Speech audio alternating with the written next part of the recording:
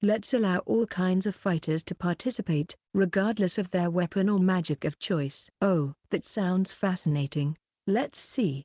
What if we make the only requirements be that participants must be villagers and that they must be 12 years old and above? That way, we'll accomplish our main goal of making the villagers interact with one another. We'd have to hold a qualifying round or two, though. Like that, it was decided that we would hold a fighting tournament before winter. I'll take care of preparing the venue. Can I ask you to take care of letting everyone know of the event? Leave it to me. Chapter 211, I think I'll participate as well.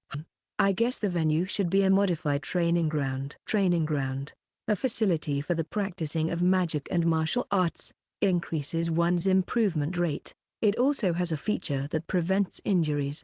The part where it says that it prevented injuries appealed to me. And so, I built one and used facility customization on it. In addition to the villagers, we were expecting tourists to come and watch the tournament. As such, I made the venue be able to accommodate about 50,000 people. In comparison to a training ground's default size, the venue was about double that. This looks fine, I think. When I was done, it looked completely like a coliseum. I figured that it would make for a better viewing experience if the audience seats were not only tiered but also surrounded the fighting ring in the center of the venue. After that, the participants' waiting room.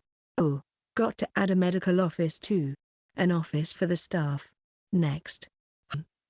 Like I expected. It's unreasonable to hold all the matches here. Yeah, the qualifying matches should have their own venues. I didn't know how many would participate in the whole tournament, so I decided to build just 3 more venues for now. These venues for the qualifying rounds were built underground, by the way. Section. Luke. I've heard about it, that the village is holding a fighting tournament. I mean, oh, you interested in joining, Salon? You bet I am. This is gonna be fun. Salon seemed pumped, since her strength, as well as beauty, was definitely going to draw in some crowd. I for one was grateful for her participation, but then again, knowing her, I kinda guessed that she would take part. Great, the tournament's definitely going to be exciting now. Of course, I'm gonna be the champion. After all, without a doubt, Salon would be among the top contenders. If you're joining, then I'll join too. I'll beat you this time, sister. Right back at you. Don't think I'm going to be in the losing side forever. Sparks flew as the two stared at each other. A fight between these two would be quite a spectacle, further elevating the excitement in the event. That said, because we would be using an elimination system, the two were not guaranteed to clash. It sounds fun. I think I'll participate as well. That's great to hear, Philia-san. Is it alright if I use a bow? Yup. Any weapon is fine. You can use magic too, if you want. Philia-san, much like Salon and Celas-kun, was double gifted, making her also a top contender for the tournament. Why, you're participating too? Celas-kun. It looks like I can have a good fight with you! Exclamation mark. As ever, Celas-kun's face grew bright red while his body was completely petrified. If Celas-kun ever faces Philia-san in the tournament, it would be all over for him. Chief, I'll be participating too, of course. I will too. Me too. Me too. Apparently, Belrith-san and Perun-san, who both had the sword techniques gift, as well as Rando-kun who had the spear techniques gift, wanted to participate in the tournament. All of them have been supporting the village since the early days. It sounds fun, so I guess I'll participate too. Can I participate as well? Goat-san, who had the Herculean strength gift, as well as Noel-kun who had the shield master techniques gift, were interested as well. I wonder how they'll fight though? That's kinda interesting, ain't it? I don't know how well I'd fare, but as a soldier, I can't simply abstain. I think I'd join as well. The ones to express their interest this time were Dural, the former bandit leader, Bizarro-san, a soldier formerly attending to Dan-san, and Danba-san, the dwarf. Adventurers like us are allowed to participate too, right? There's no problem even if I use magic. Great. I'll definitely join then. A great opportunity to demonstrate the fruit of my training. Against the hunters? I'd rather not. Alex-san's adventurer party declared their participation. Well, except for Dil-san who wasn't that great in combat. Sounds like a totes fun event. Will you be joining too, Gory Chan? I think so. I mean, lots of people will be able to see how strong and pretty I am, right? Why yeah.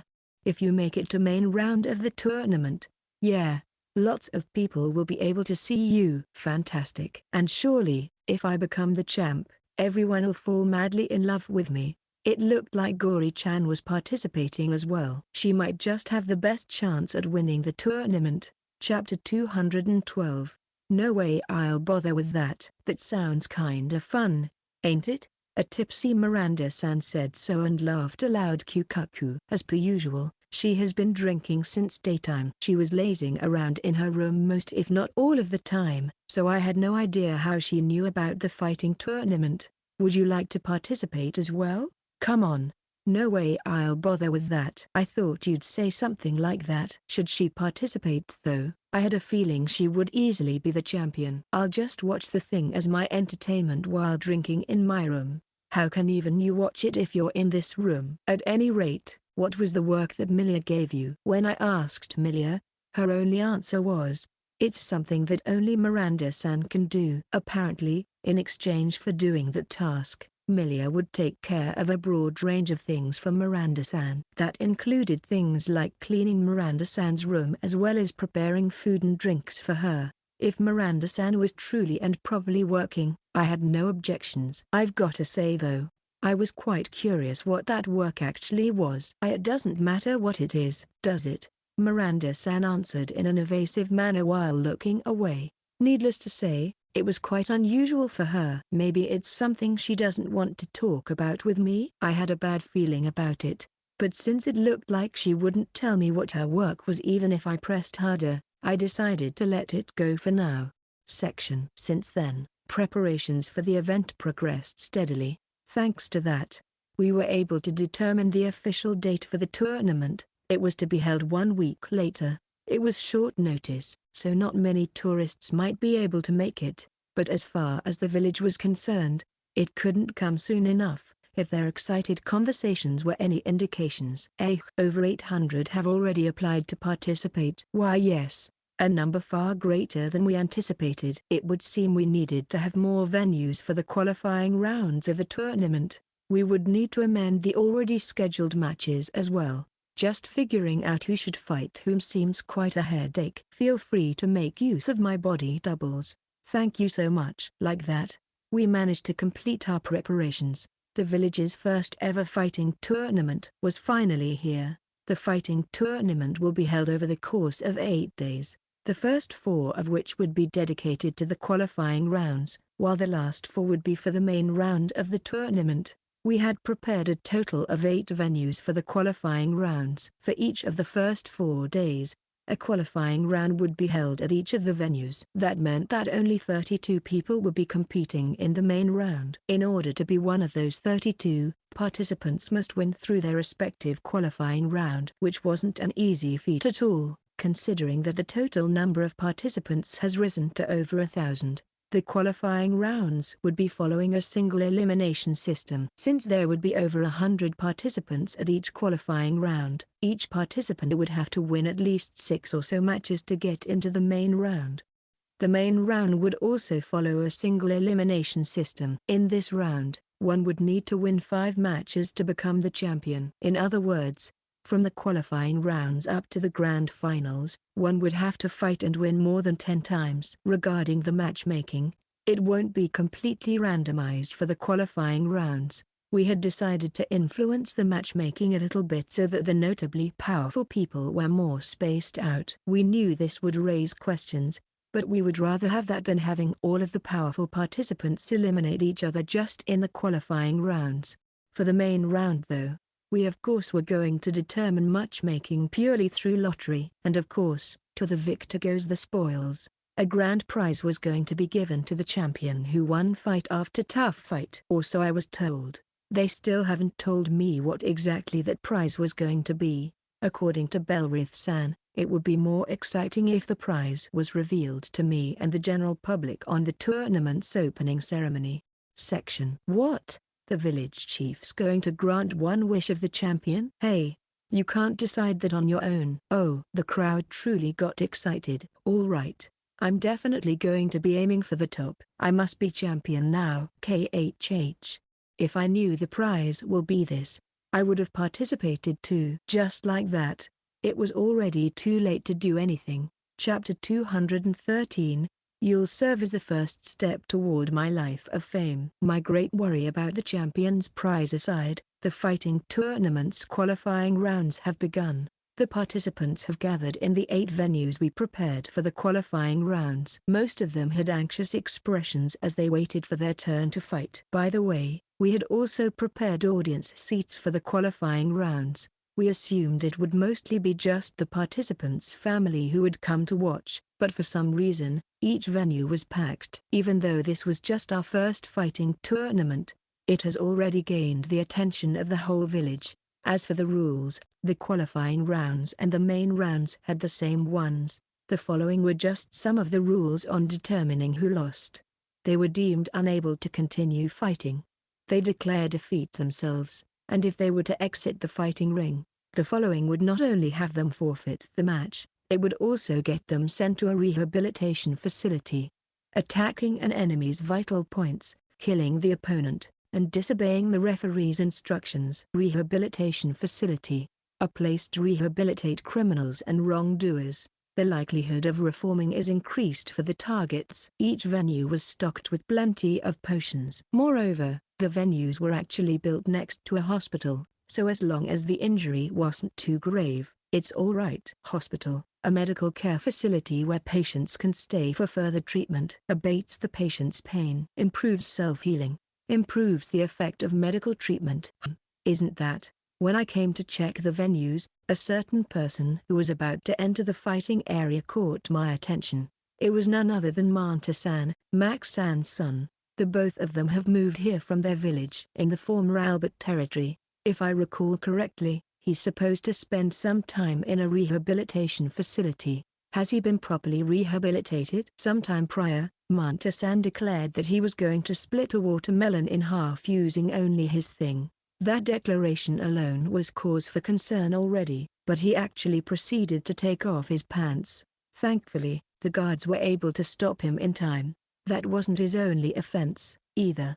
Apparently, he has been regularly pestering others by doing things such as persistently hitting on women. Ha ha ha. I'm not who I used to be. I now pursue women appropriately. Yes, I'll use this tournament to show off my good points and be popular. Yup. His character hasn't changed much, has it? That said, it might be true that he was now more appropriate. Whichever the case might be though, I had no idea what he intends to do to win. He didn't have any gift or any combat experience. After all, I've been practicing the sword for this very day. Oh yes, I know. I know that if you train in the training ground, you'll improve several times faster than normal. Manta-san declared so and then gleefully drew his sword. You'll serve as the first step toward my life of fame. As soon as their match officially began, Manta-san rushed head-on toward his opponent. Clang! Huh? Manta-san's attack was easily deflected, leaving him dumbfounded. His opponent made use of this chance and launched an attack of their own.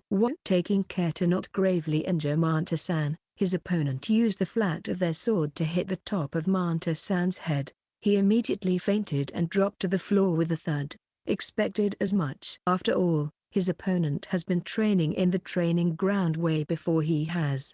It was only natural that his first set of training sessions couldn't compare to his opponent's. Manta-san had lost his consciousness and showed no sign of getting back up anytime soon. After being deemed unable to continue the fight, his defeat was declared. Oh, that's Max-san over there, isn't it? He was probably a bit worried about his son and came to check. But when he saw his son's instant defeat, he breathed a sigh and turned back.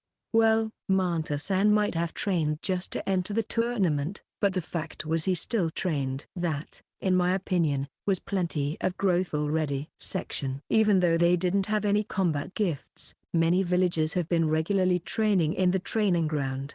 Largely thanks to that, the matches, even though it was still only the qualifying rounds, were all impressive.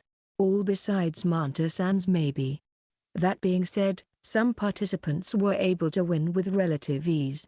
These of course included people like Salon and Philia-san, both of whom were top contenders for being the overall champion. In all of their matches since the start, Salon has been able to defeat all of her opponents in 10 seconds or less, while Philia-san was able to defeat her opponents without any of them getting close. Needless to say, both of them have advanced to the main round of the competition. Chapter 214, I've got no intention of losing. Luke, I made it to the main round. Yeah, I saw. It's so much easier than I expected though. Salon won all her fights and has now advanced to the main round of the tournament. She won her fights quite easily, but from a bystander's point of view, each fight was still full of excitement. Not that I'm complaining. I want to be the champion no matter what, after all. And then, anything I want, huh? I said I want to prove that I'm the best in the village. At that point, Celas arrived. I have also made it to the main round, sister Celas. If we ever face each other there, be ready to be defeated. Celas-kun seemed to regard his sister as a rival. You two are impressive as always. Philia-san! Exclamation mark. As soon as Philia-san arrived, Celas-kun's face grew red. To make things worse, he followed up by hiding behind me. If this was how he still acted around her, I couldn't help but worry for the future. Have you made it to the main round as well, Philia-san? I have. I'm relieved to be given this chance to demonstrate a little of what an elven commander can do. While we were chatting like that, our surroundings suddenly got dark. When I turned around to look, I found a muscular giant. I found Gory Chan. You Fufu. I'm so glad I made it to the main round. You've advanced too, Gory Chan? Yup. But I must say, there are so many strong people here in the village, said the person who sent a muscular villager flying out of the ring with one punch. I witnessed that scene with my very own eyes. Still, I've got no intention of losing. I'm going to fight and win against strong people, no matter what. And then, I'll have the Chief Chan grant me anything I want! Exclamation mark. I suddenly felt a chill down my spine. I wonder what she'll ask of me. But it didn't seem like I was the only one wary of Gory Chan. Salon was too. It's looking like you'll be toughest opponent I'll have. Take it easy on me, okay? No way. I'm going to fight you with all my strength. Oh my. Then, I guess I'll have to fight with all my strength too. From then on, the other people I expected to advance did so one after the other. Balrat-san, Noel-kun, Goat-san, Perun-san, Rando-kun, Alex-san, Haisner-san, Gai-san, Dural, Banba-san, Bazara-san.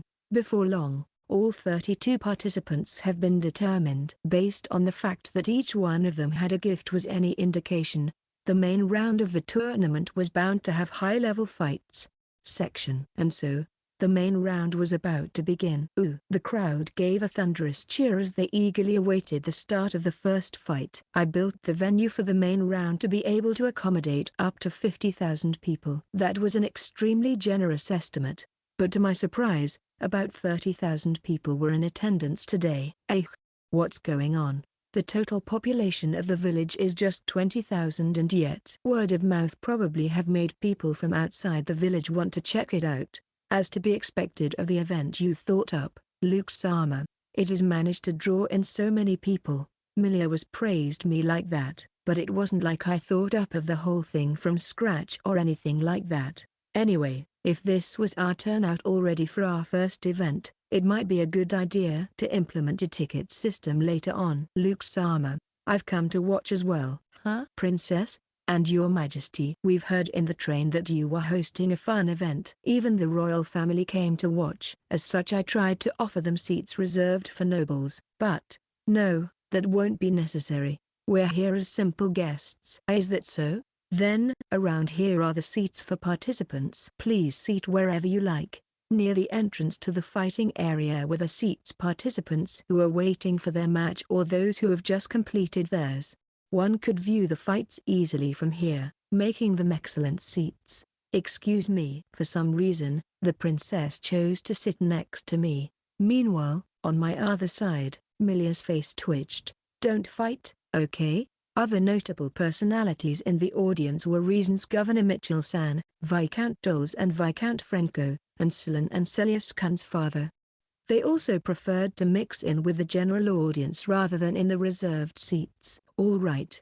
They should be announcing the matchups anytime now. Chapter 215. Why didn't you invite me to join? The first match of the main round has begun. Right from the start, it was bound to be a good match. It was, after all, between Philia-san and Hazna-san. I've gotten a good grasp on your abilities from our expedition in the ruin the other day. This should be a good fight, I think. I agree.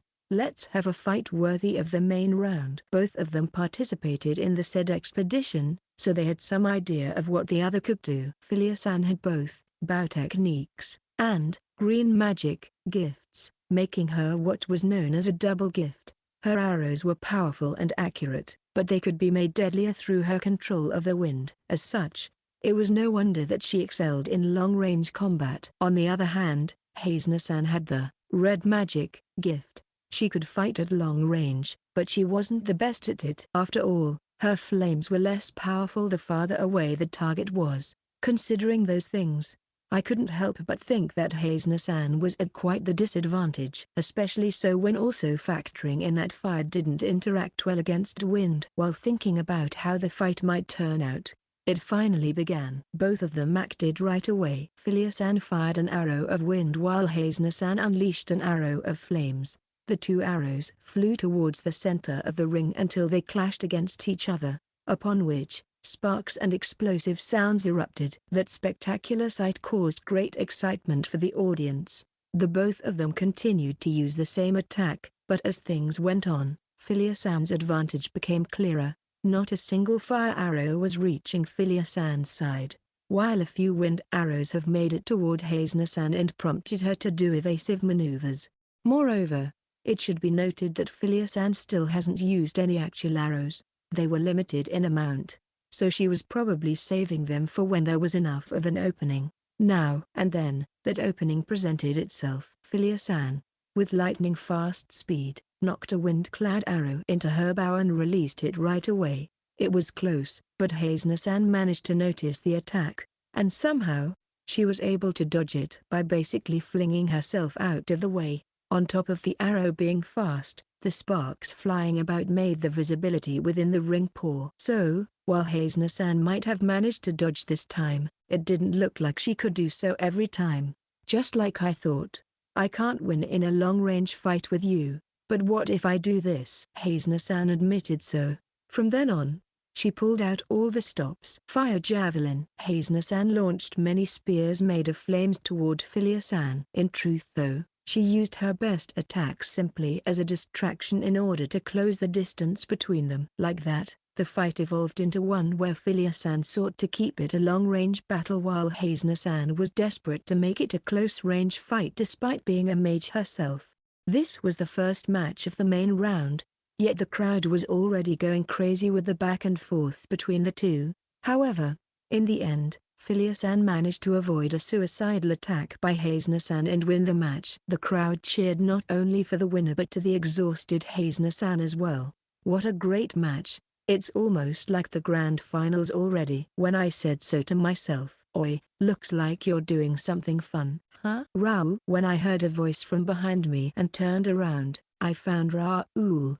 He seemed to have also journeyed from the royal capital all the way here. Why didn't you invite me to join? You see, it's because we made it a rule that only villagers may participate. TCH. Raoul clicked his tongue and sat down. Looks like he's gonna watch from here. After the second match, Balrat-san appeared on the stage for the third match. His opponent was strong, but he managed to win in the end.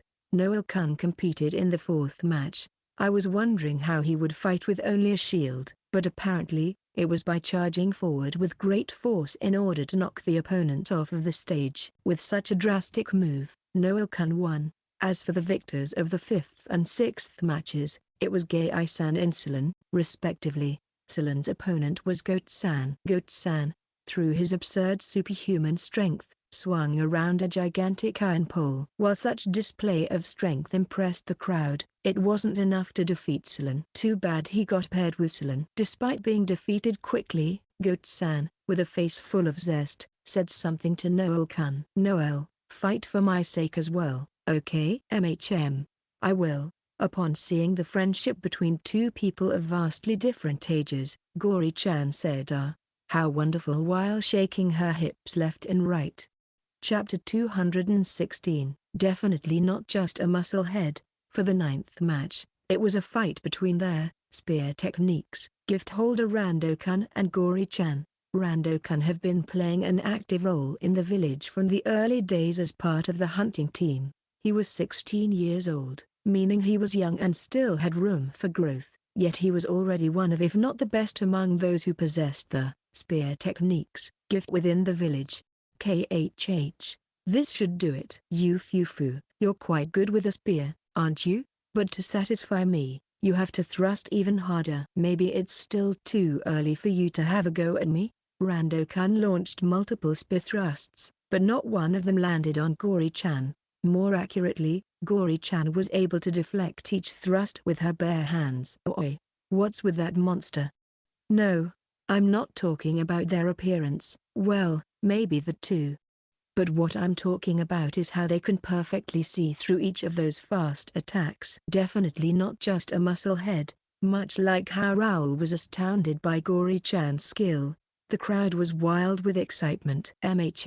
Looks like my prediction that Gory Chan will become the champion is correct. After all, when I used villager appraisal on her, I saw the following: name, Gorishiana, age, 36, village bond level, average, suitable occupation, muscular beautician, gift, fistmaster techniques, beauty charisma, skill, fistmaster techniques level 7, beautification level 9. Being a double gift was impressive enough, but her fistmaster techniques was even on par with gifts such as swordmaster techniques and shieldmaster techniques. Teehee. Is it my turn to attack now, right? Gory Chan, who has been on the defensive this whole time, declared so while giving an impactful wink. She then suddenly lifted one foot high up toward the sky. Upon seeing her exposed undergarments, some audience members lost consciousness. "Take this." Immediately after shouting so, Gory Chan brought down her raised foot with all her might. Thud. The ring was built with sturdy materials, but upon the impact of Gory Chan's foot, a large web-like crack was created. Additionally, the impact created a thunderous sound as well as shook the entire venue. "What kind of leg strength is that?" The audience gasped at what they witnessed. Since Rando Kun was near enough the point of impact, he got knocked down on his behind. Using that chance, Gory Chan dashed forward to shorten the distance between them and then pinned down Rando Kun's spear. No matter how much Rando Kun tried to lift his spear up, it wouldn't budge an inch. "Heave-ho, what are you?" On the other hand, Gory Chan easily lifted Rando Kun up with one hand. "You Fufu, once you get a bit stronger, feel free to have a go at me again." After saying so, Gory Chan threw Rando Kun. Rando Kun was a bit slender, but he was by no means light. Even so, he flew all the way out of the ring. What arm strength! Rando Kun was unable to stop himself from touching the ground outside of the ring and was thus officially defeated. "She's definitely exceptional. What should I do if Gory Chan actually becomes champion?" Like that, I felt another chill down spine. The exhilarating fights continued. As to be expected of people who advanced to the main round of the tournament, each match was so full of action that there wasn't enough time to blink even. The winner of the 12th match was Alex-san. The dwarf Danba-san was the winner of the 13th match, and the former bandit leader Dural for the 14th. Eventually, it was time for the 16th match. This match was between Celas-kun and Bazara-san. Bazara-san seemed to be a skilled soldier who refrained from tactics that exploited his enemy's weak points. As soon as the match started, he took action. However, against Celas-kun, who has grown in strength recently, he was gradually pushed back until he was unfortunately defeated. And so, all of the matches in the first set were finished. 16 people advanced. The next set was to be held the next day. So if a spectator from outside the village wanted to continue watching, they had to have secured their accommodations. Thank goodness I built a lot of hotels. There should be enough vacancies, I think. What would have been their plan if there wasn't enough rooms though? Chapter 217, Should I just forfeit? I wonder? The second set of matches have begun, probably because the first set was full of impressive fights already. There were now more people in the audience than yesterday. For today's first match, it was between Philia-san and another elf warrior. It was a fight between brethren, but Philia-san managed to win cleanly. For the next match, it was between Balrat-san and Noel-kun. Both have been part of the hunting team since the early days. Shield bash. From the qualifying rounds up to apparently now, Noel-kun have been fighting and winning by charging at his enemies with his shield. That gigantic shield guy, breaking his iron wall of a defense is annoying. Worse yet, he does that charging attack too. Raoul commented so. His analysis was based on experience. Back when he attacked the village, he received Noel-kun's charging attack and was blown away. The question now was how Balrat-san was going to handle this attack. Not every problem has to be tackled head-on. Balrat-san agilely ran around the ring. Oi! Fight already. Stop running away. You're so lame. This rather passive way of fighting prompted a storm of booing from the audience. On the other hand, Raoul made a snort.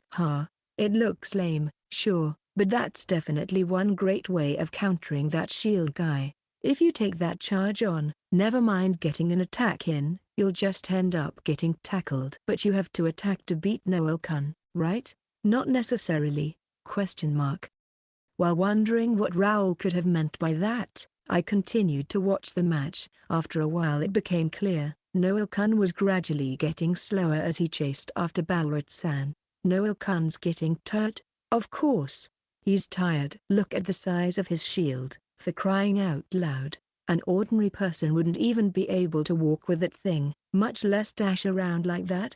Perhaps judging that Noel-kun was tired enough, Balrat-san, who has previously been devoted to evading, suddenly went on the offensive. In response, Noel-kun decided to push past his tiredness and charge once again toward Balrat-san. Shield bash, At the last moment, however, Balrat-san got out of the way and then positioned himself behind Noel-kun. Balrat-san shouted like that as he swung his sword toward Noel-kun's back. Gakin. Just when everybody thought the fight was over, we heard a metallic sound. It was the sound of Balrat-san's sword being stopped Noel-kun's shield. Yes, Noel-kun managed to turn around at an unbelievable speed. Are you serious? Shield bash. Section. Noel-kun advanced to the next set of matches. The next one to advance was Gai-san, followed by Salon. As for the fifth match, Gory Chan won. After that, it was a fight between Piran-san and Alex-san. Piran-san was a 26-year-old man who possessed the sword techniques gift. He has been diligently training with Balrat-san. He has also been a part of the hunting team since its early days. Meanwhile, Alex-san was an adventurer in the same party as Hazen-san. He possessed the great sword techniques gift. He was also among the few that were selected to participate in the exploration of the ruins the other day. The match between the two has been the most enjoyable fight to watch thus far. After all, the two swordsmen both unleashed a flurry of slashes at each other. Of course, due to the difference in the size of their swords, they employed different tactics. Still, their dizzying exchange of blows made the crowd erupt in a frenzy. In the end though, Alex-san secured the victory. After their match, they both shook hands and exchanged praises, fascinating the crowd up to the last moment. When he left the stage, Alex-san seemed to have realized something. Wait. That means my next opponent is gonna be that pink macho person. Should I just forfeit? I wonder. For some reason, Alex-san didn't seem to want to enter a fight against Gory Chan. Chapter 218. I wonder whom I should cheer for? The seventh match of the second day was between the dwarf Banba-san and the former bandit leader Dural. Banba-san had the heavy blade techniques gift, which allowed him to expertly use swords so much larger than him. Dwarves were usually timid people, but Banba-san was curiously quite a hearty and loud person. He lived where the sun's rays reached instead of underground and was even thriving in places with a large number of people such as these venues for the competition. As for Dural, he possessed the Axe techniques, gift. He was a giant of a man at over 2 meters in height. It might just be because I have gotten used to seeing Gory Chan, but he didn't seem as imposing now. The battle-axe that Dural wielded was so big, an ordinary person might not even be able to lift it, much less use it in battle. Simply put, this fight was between two people who wielded colossal weapons, and just as the crowd expected, the two clashed swords as soon as the fight began. Gaan. The impact of their blades clashing sent out a sound so intense that the crowd fell completely silent. As soon as they recovered though, they resumed cheering. "Ha, you're quite something. Didn't expect there'd be someone who can take me head on." "Right back at you. I'm surprised a dwarf can hold their own against me." Compared to the previous fighters, the current fighters could be said to be moving slower. However, what they lacked in speed, they more than made up with intensity. Unsurprisingly, their exchange excited the crowd. The conclusion of the fight came suddenly though. After they exchanged multiple strong attacks, their weapon reached their limits. My, looks like you can't fight anymore." "Whack talking about? The fight's just begun." Boo. With both of their weapons broken, Banba-san thought that it was impossible to continue. The fight was over. Dural, who had excellent brawling capabilities, very much thought otherwise. Dural suddenly punched Banba-san, sending the latter back, in addition to catching Banba-san off guard.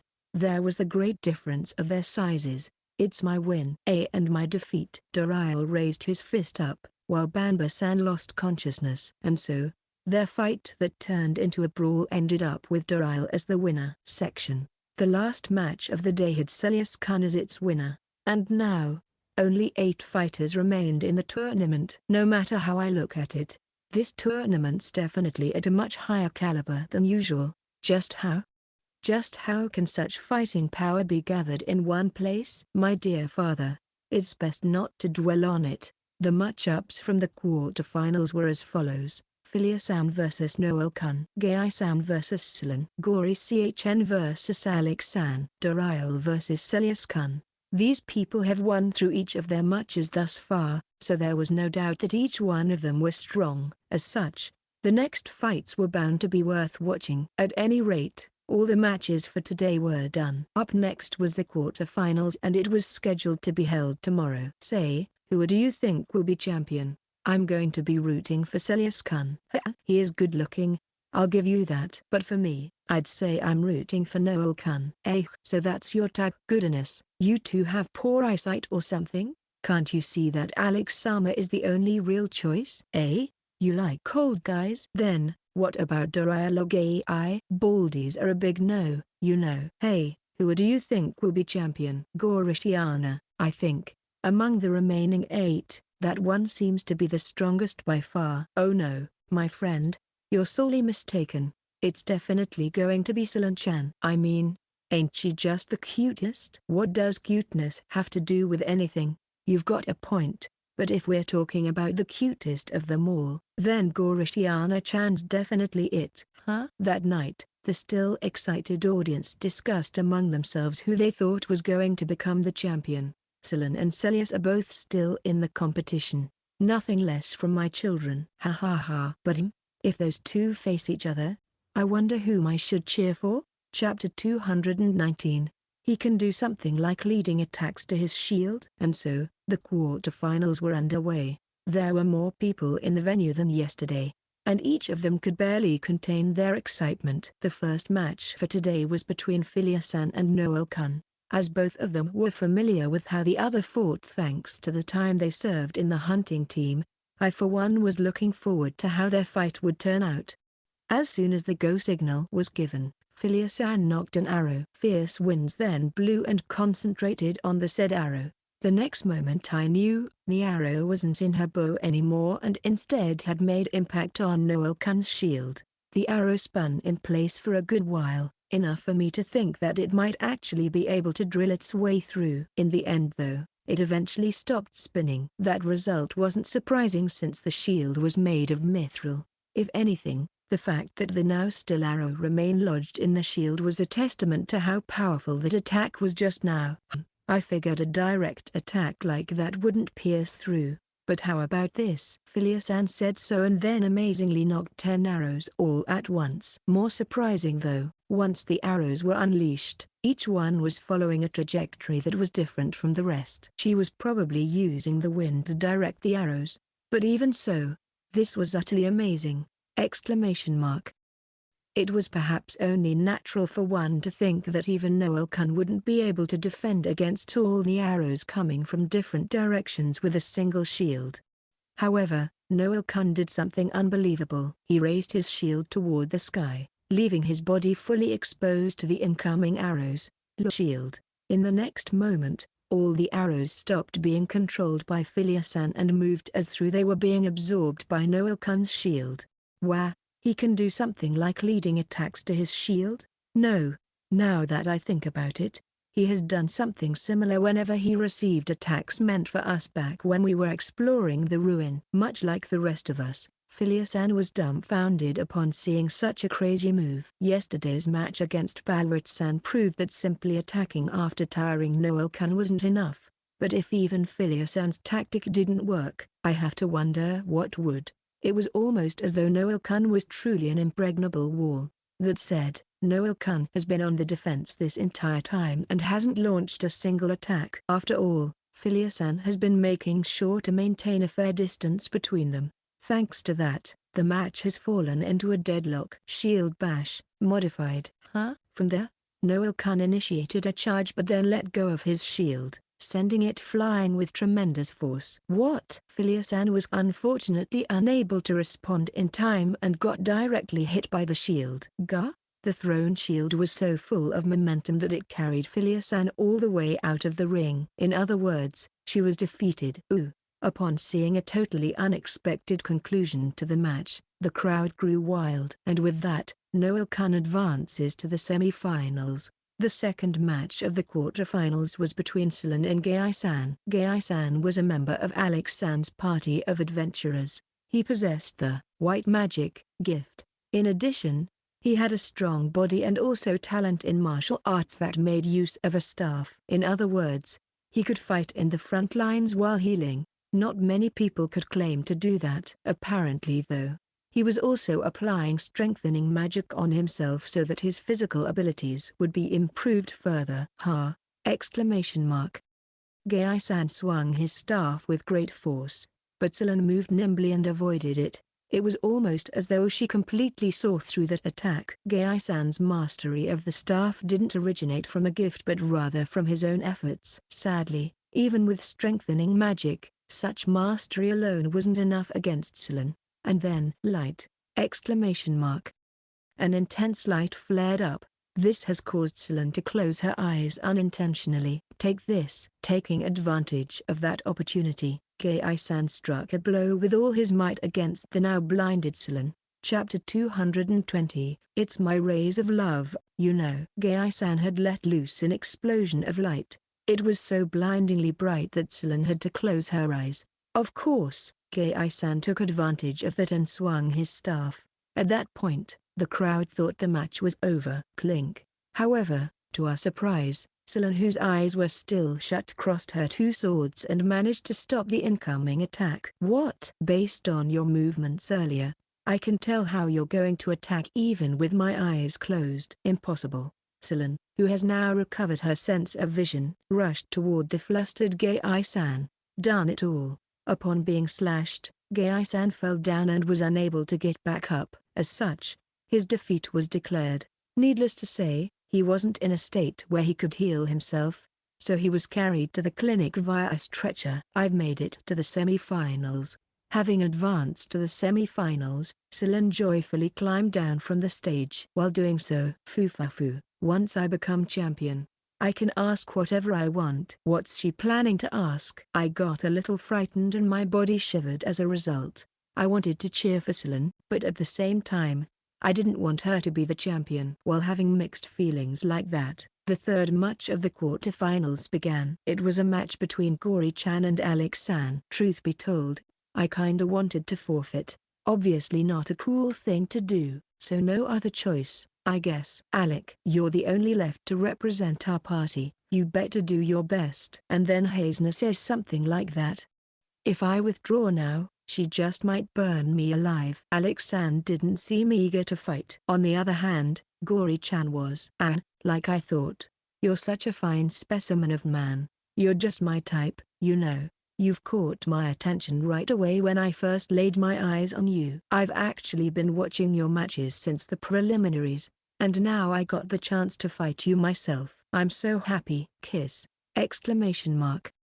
Gory Chan blew a kiss toward Alex San, which made the latter's face go ghastly pale. Alex San received heavy damage before the fight even began. I did feel a creepy gaze set on me all the way from the preliminary matches, but, what do you mean creepy? Geez, it's my rays of love, you know. Gory Chan said so and then puffed her face, annoyed. It might have just been coincidence, but I saw some people in the audience throw up.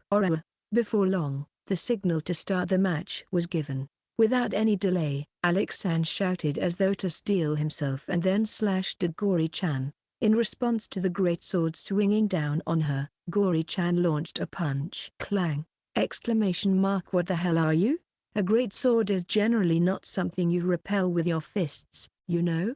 How did she manage to do that with her bare fists? It's because of that pink macho monster's fighting aura. In addition to having tough bones and bulky muscles, the pink machos enveloping their fists with dense fighting aura. You might as well consider those fists as hammers at this point. Raoul explained so. Oh? Gory Chan looked at her fist and noticed something.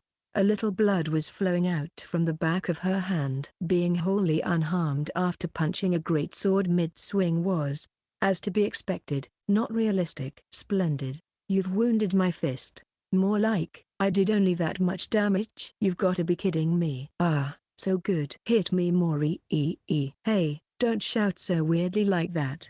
Alex San unleashed a barrage of slashes, but Gory Chan kept deflecting each one with her fists. With each punch, her blood splattered around. Yet, instead of pain, her face was that of pleasure. You're thick, splendid things so hard.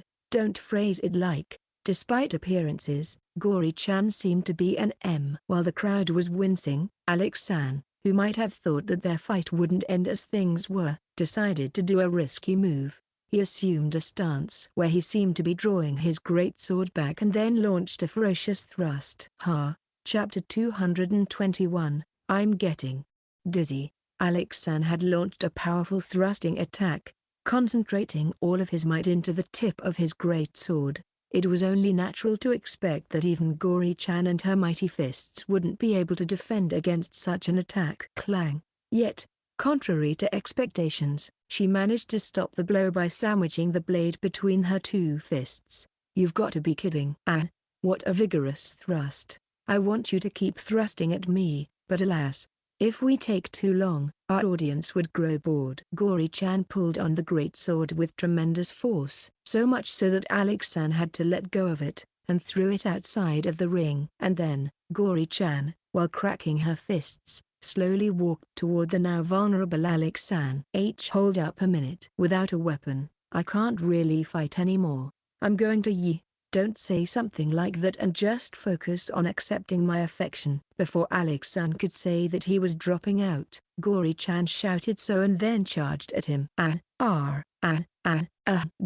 Gory Chan let loose a storm of fierce punches, yelling a curious way with each punch. Alex San was quite large himself, but right now, he looked like a defenseless little child being beaten by an adult, and when he was launched into the air, he became nothing more than a punching bag that was absolutely unable to do anything against its attacker.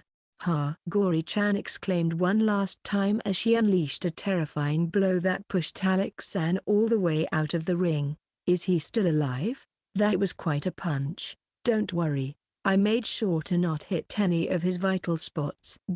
You're more terrifying than a monster. He's still alive. Like that, Gory Chan, who didn't pay attention to Alex San's words, has advanced to the semifinals section. It was now time for the fourth and last match of the quarterfinals. This time, it was between Dural and Celas, Salon's little brother. Is it? I guess you'll do fine as a warm-up before I get my revenge on her. HMMP. As if I'd let myself be defeated by someone my sister has already bested. Sparks were flying between the two before their fight even began. I thought this was going to be another heated match, but how can this? Dural was now down on his knee, clenching his teeth in pain from all the wounds all over the body. It's over now. I will be the one to fight against my sister. Meanwhile, Celas was completely unharmed. Their fight has quickly devolved into a one-sided one where Celas was dominating against Dural. Considering their matchup, of course it'll turn out like this. Raoul once again gave an explanation. The bald giant might be strong, but he's hella slow. In contrast, Celas is great at hit and run tactics thanks to his speed. In a one-on-one fight, it's more than possible for that bald giant to not be able to land a single hit on Celas. Dural's axe swings have been constantly missing, whereas Celas has been having an easy time landing his attacks. No matter how much confidence Dural might have in his durability, it was only a matter of time before he reached his limit. Kukaku. Not yet. This fight ain't over just yet. I was hoping to save this trump card for my rematch with that lass, but I guess there's no helping it anymore. By his words, it sounded like Dural had a secret plan to turn the tide. And so, he clumsily got up and then threw his axe towards Celas.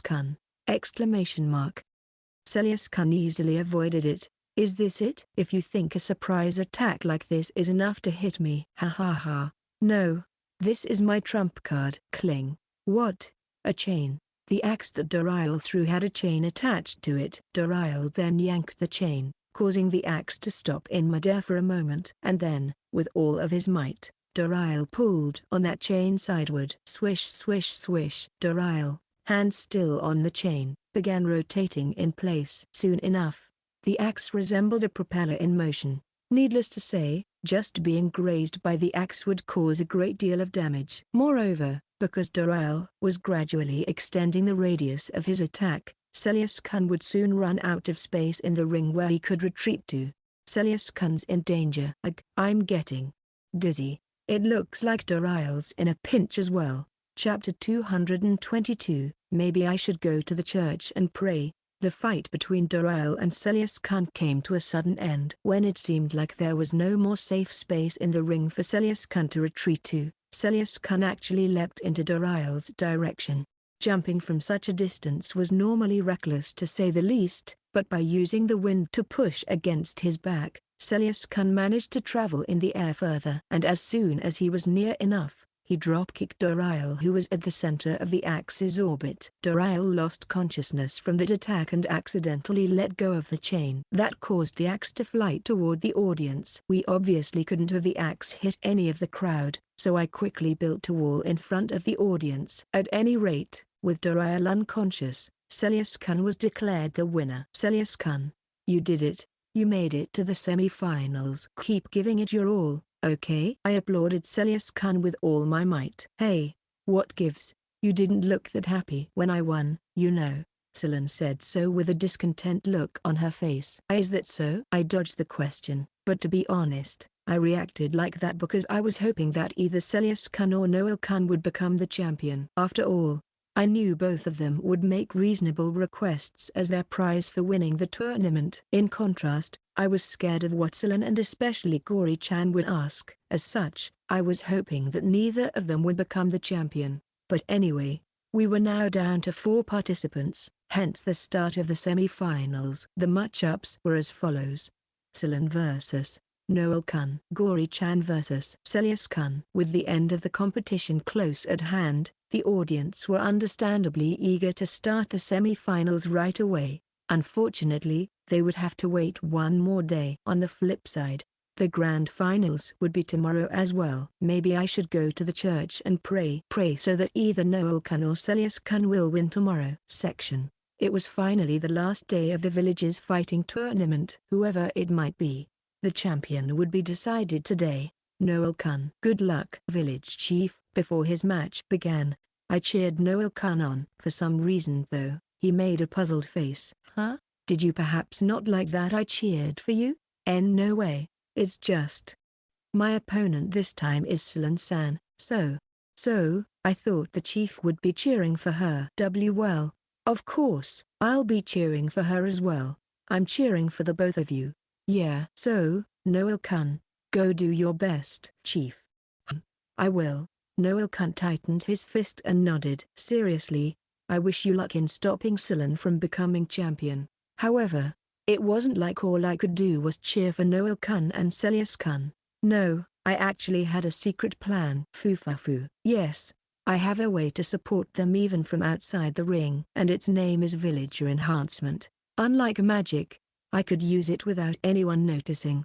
Don't do it, Luke. That is cheating. As village chief, you should embrace the results in a sportsmanlike manner, whatever those results might be. What?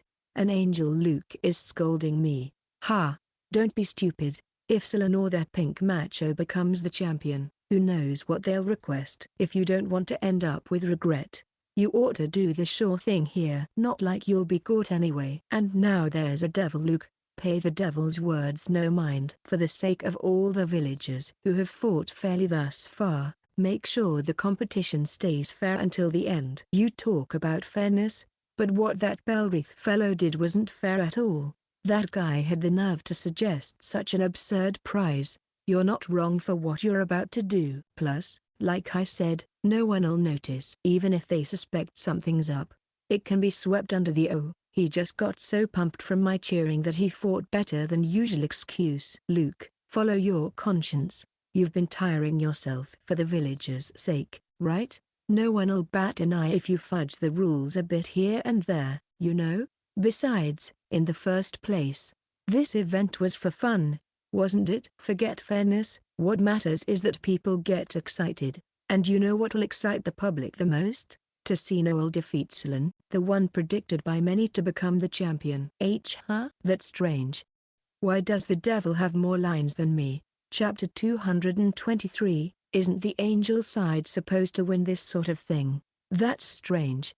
Isn't the angel side supposed to win this sort of thing? Kekik, look, that angel nincompoop has so few things to convince you with that he has already run out of them. The choice is clear, right?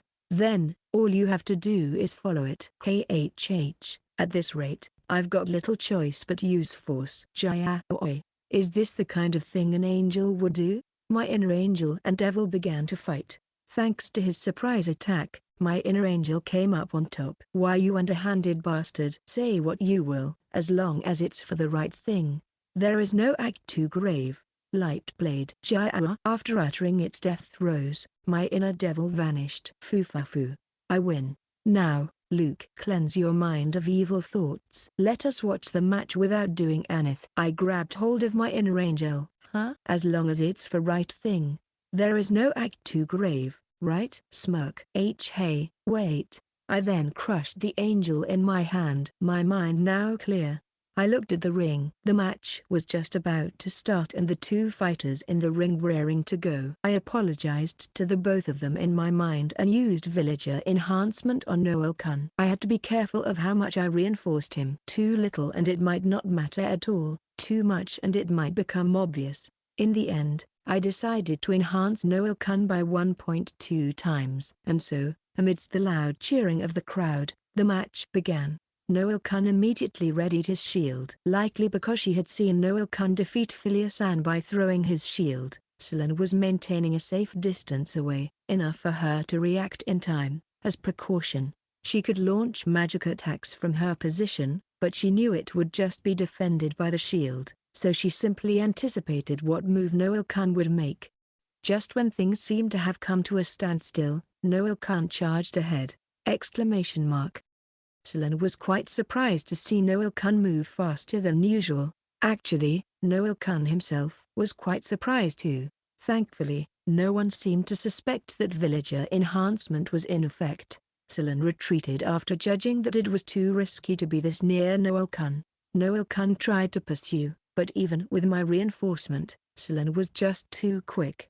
Should I reinforce him some more? That'll cut the time I can strengthen him though. While I was deliberating such a thing, Noel Kun suddenly fell to the ground. This made the crowd go wild. There's something incredibly weird about the way he fell.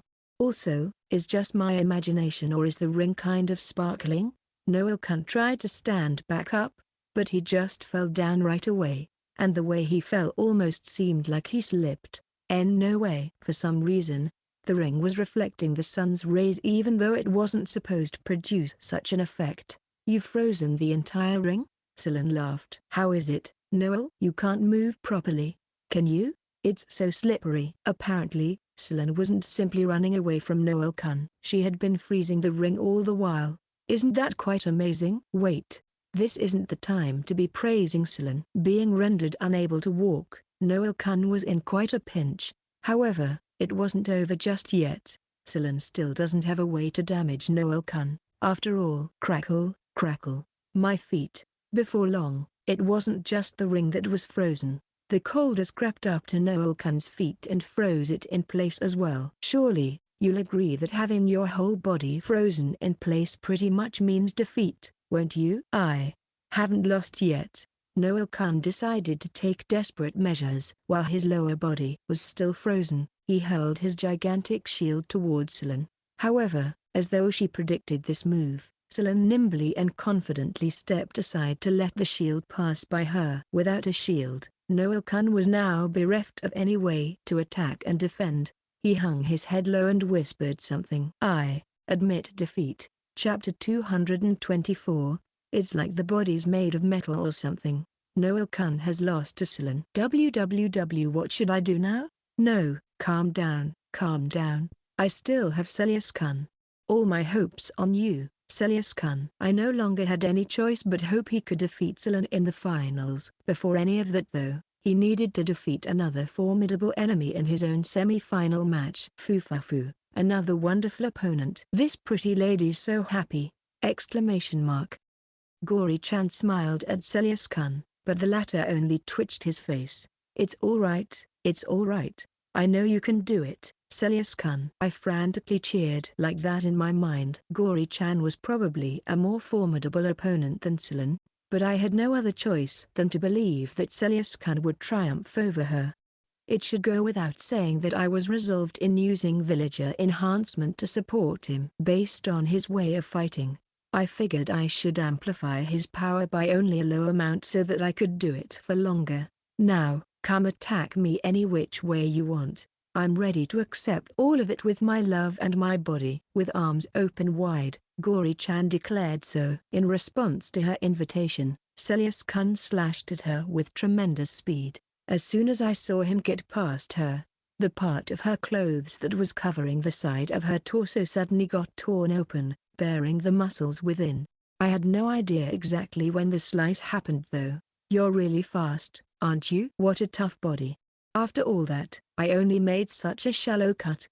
It's like the body's made of metal or something. It would seem that Gory Chan's body was tougher than what he expected it to be. Even so, I'll just have to cut you many, many times. Celas Kun proceeded to attack Gory Chan multiple times. It looked like Gory Chan tried to launch counterattacks, but Celas Kun moved so quickly that she couldn't hit him. Superb. You've been the only one landing attacks so far. I don't know what it is, but my body moves so effortlessly today. Get ready to be slashed some more. The reason his body was moving so effortlessly was, of course, villager enhancement. Thankfully, the person himself still hasn't realized it. Having been slashed over and over, her clothes became tattered, and due to that, her body has become exposed here and there. No. Gory Chan's face turned red from embarrassment. That said, all that was exposed was her muscles. No one would be excited by that. Oh, Gory Chan's body. What fantastic muscles. I take that back. A portion of the macho people seem to be the exception. At any rate, Celas Kun's strategy seemed to be working against Gory Chan. Sure, her steel-like body made her very durable, but as long as he stacked damage like this, sooner or later. So good. Now practically naked, Gory Chan shouted repeatedly while making a face that seemed like she was in ecstasy. Here I go. Her ecstatic shouts then turned into a throaty war cry. The moment it happened, what little remained of her clothes disappeared due to her already brawny muscles expanding further. Oh! Her roar grew louder and louder until both of her fists became enveloped in light. What insane fighting aura.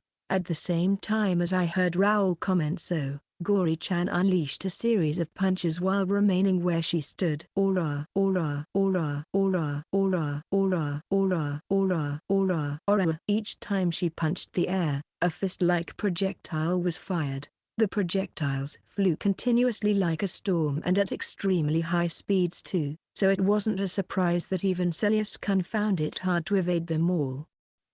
Celas got hit by so many of the projectiles and was pushed until he was outside of the ring. Fu, it's been a while since I went wild like this. Gory Chan said so and then laughed ecstatically. Like that, Gory Chan was determined to be the winner for the second semi-final match. In other words, contrary to my wishes, Salon and Gory Chan were the ones to advance to the grand finals. Chapter 225, I can do that kind of thing to Luke. What should I do? Even Celas lost. Celas, the one I pinned my hopes on, had unfortunately lost his semi-final match. As such, the two who would be fighting in the grand finals ended up being Salon and Gory Chan. I was hanging my head low when Fu, Chief Chan, I've made it to the finals. Just one more win and you'll grant me whatever I ask for, right? Hi. After her match, Gory Chan approached me with a smile on her face.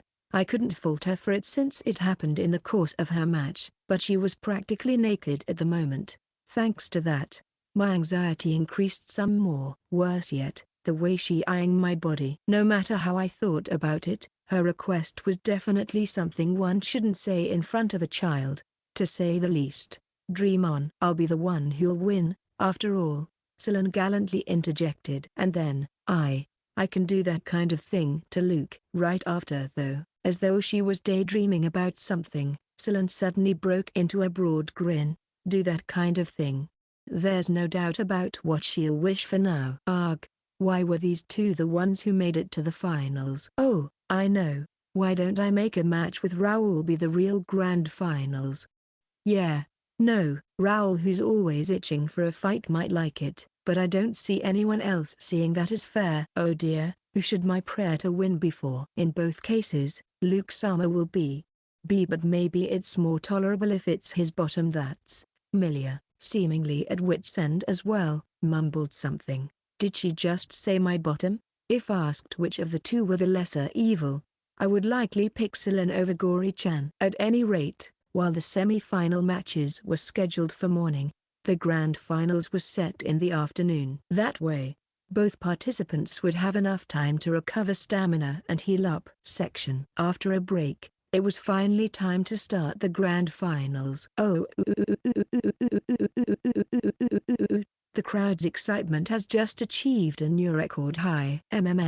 Let's have a fight worthy of the grand finals, okay? Yeah. I look forward to fighting against you. Me too. Cut me up plenty me with your swords, okay, Salon-chan. Sorry, can't help you there. Oh? The two grand finalists stood atop the ring, facing each other. At that moment, the crowd's deafening cheers was suddenly replaced by a chilly silence. Needless to say, the tension in the air was palpable. Everyone was at the edge of their seats, wondering what kind of fight they would witness as the grand finals of this exciting tournament. On one side was Gory Chan holding the edges of her skirt and standing cutely, and on the other, Salon. No one could believe what they just saw. Salon had thrown her two swords outside of the ring. Such an unexpected action left the venue completely baffled. One couldn't be faulted for thinking she had just forfeited the match. Are you saying you'll defeat me without your swords? Exactly. Oh my. You sure sound determined to win. You bet I am. I thought it was pretty reckless to fight Gory Chan without a weapon, but Salon herself seemed enthusiastic about it. The problem was, without knowing what her plan was, I was unsure how to apply villager enhancement on her. What's that? Am I really going to use it in the finals? Of course, I am. NNGGH? Is it just me or has it gotten real cold in here? Gory Chan said so as her body greatly trembled. On a closer look, one could see that some white smoke was rising from all over the ring. I've been watching your previous matches, you know, and I came up with this tactic. Perhaps due to her confidence in her anti-Gory Chan tactic, Salon snappily pointed a finger at her opponent and then boldly declared something. Victory is mine.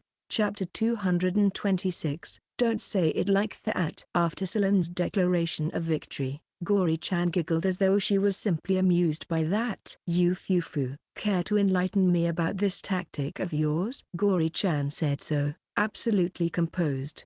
At this point, it wouldn't be an exaggeration to call Gory Chan nigh invincible, so I myself was wondering what this tactic could be. With Gory Chan and everyone else on the audience focused on her, Salon spoke. Sure, it's to not attack. What's that supposed to mean? Ara, you Fufu. I was unable to comprehend what Salon said, but Gory Chan smiled as though she was impressed by those enigmatic words. So, is Salon right? But you know, that tactic of yours has, unfortunately, a grave flaw, and that is, in the next moment, Gory Chan kicked the ground and leapt at Salon. I'm plenty strong from the start. Gory Chan released a barrage of punches. Salon was somehow avoiding it while falling back, but then, it's useless. One punch managed to graze Salon. It was just a graze, but it was enough to deal great damage and even knock her back. Fufafu. Your brother could have evaded that one completely, but I guess it's too much for you. I knew it was going to be powerful, but Gory Chan was right. Salon was mighty quick, but she paled in comparison to Celas Kun, who controlled the wind to make himself even faster. On the other hand, I have my magic. At that moment, Gory Chan's body trembled some more. The ring was also covered with some white smoke. The smoke was probably more a byproduct of the coldness in the ring than the intended result. I see. So, your plan is to freeze me, just like what you did in the semifinals. You Fufu. Then, before that happens, I'll just have to defeat my lower half's already frozen. Gory Chan was surprised to see that in no time at all, the lower half of her body was about to be encased in ice. She still tried to move forward, but the condition of her feet and the slippery floor made it hard if not dangerous. Gory Chan still has that move she used against Celas Kun though. As long as she can still move her upper half, she should be able to launch those fighting spirit projectiles. Too bad you can't use that move right now, right? I've observed from your matches that the more you get attacked, the more powerful you become. Thinking back on it, it did feel like she grew stronger each time she punched Alexander's greatsword or got cut by Celas Kun's swords. So, you're telling me she wasn't just being an M? I know that carelessly attacking you will just repeat Celas's blunder. You Fufu. It's indeed as you say. The more I get attacked, the more I grow stronger. I'm a true-born masochist. I doubted simply being one would cause such an effect. You're right about that technique I used against your brother as well. I can only use it once I've been stimulated a lot. So that's why Salon threw away her swords. Seeing through that kind of thing was amazing, but the courage to throw away one's weapons was worthy of admiration as well. For Salon, who had always rushed into things, to fight strategically like this. She sure has grown up.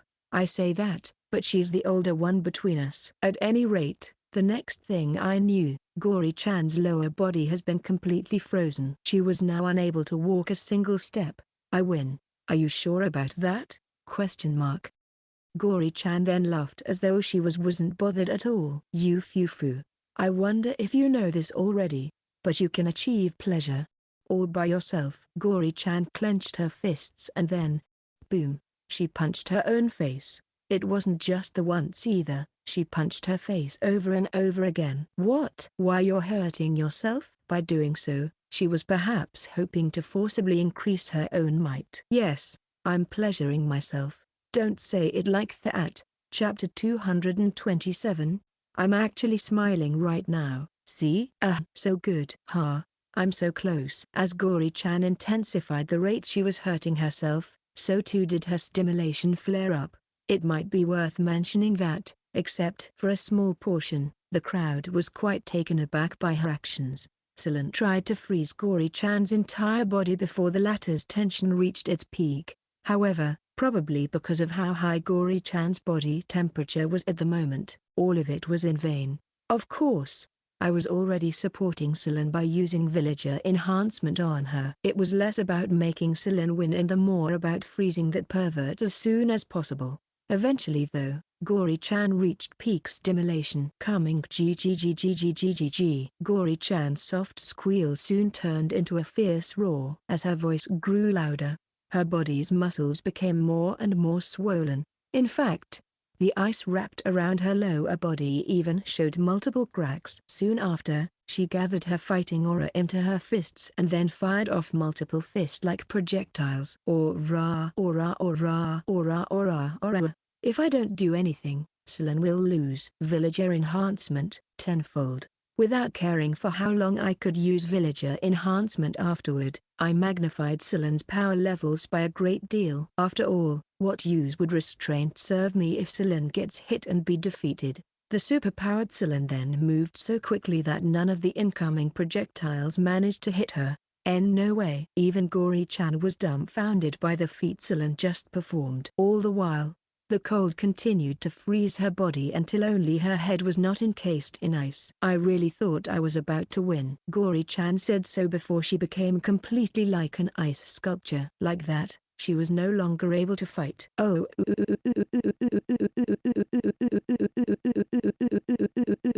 Believing the match to be over, the crowd grew wild. It almost seemed like the ground was shaking. However, something nobody expected happened. Salon suddenly raised her hands and said, "It's my loss this time." Salon out of nowhere just declared her defeat. At that, the crowd fell deathly silent. Hey, Salon, what are you saying? I was about to celebrate having prevented Gory Chan from becoming champion, but now, I was at a loss for words. Salon then melted the ice that trapped Gory Chan. Gory Chan was quite puzzled by all of it, if her raised eyebrow was any indication. What's going on, dear? If we fought normally, it would have been my defeat and your victory. As though something clicked for her, Gory Chan uttered "I see" and nodded. My, Salon Chan, you're such an awfully earnest girl. Oh, I think I'm falling in love with you all over again. It's just the natural thing to do. It's frustrating, but you've proven that you're stronger than me. Only this time though, I'm gonna win our next fight. After saying so, Salon climbed down from the ring. Instead of heading to the waiting rooms though, she seemed to be headed my way. Not only that, she was glaring directly at me. Her face was definitely that of anger. That can't be good. I turned round and tried to run away. But before I could, Salon grabbed me by the shoulder. So quick. Foo-foo, Luke, where might you be headed? Well, I kinda need to go to the bathroom. Can I ask you something first though? Oh, can it wait? I've got quite a lot in the tank. If I don't go now, things will get messy, you see. Don't worry, it won't take long. Wait, why aren't you looking at me? I mean, you're furious, right? Furious? Why would I be furious? I'm actually smiling right now. See? I nervously turned to look. Salon's mouth might have curved upward like a smile would, but there was no joy in her eyes. What's more, the veins around her brows were so swollen, it seemed like they might pop at any moment. You're definitely furious no matter how I look at it. So, Luke, in my fight just now, you used that power, didn't you? Chapter 228, as promised. Chief Chan. With Gory Chan being crowned as the champion, our fighting tournament has come to an end. There were many who weren't particularly happy with how the tournament ended, but even they seemed to be completely satisfied with the tournament in its entirety. In fact, a great number of people have expressed that they wanted us to host such an event again someday. Let me participate in the next one. You hear? Raoul and many others have also expressed how they wanted us to expand the scope of the tournament so that people from outside of the village could participate as well. However, when it came to matters that involved other territories, I needed to consult with the area's leaders first. In this case, I might even have to ask for permission from the king himself. While I was thinking of that, this has been a fun event. If you're going to hold another, I'd like to ask you to let fighters from all over the kingdom participate as well. The king, who had just exited the venue, gave me the permission I needed just like that. Actually, what would your majesty say about the royal family hosting the next one? Of course, we'll take care of preparing the venue and management. That sounds like a good idea. It's a great way to demonstrate the might of the royal family. For the king who was advocating for the centralization of powers in the kingdom, Such an event was probably quite convenient.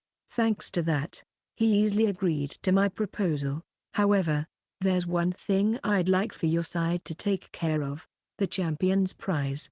That's easy enough. Yay! I won't have to be burdened about the champion's prize anymore.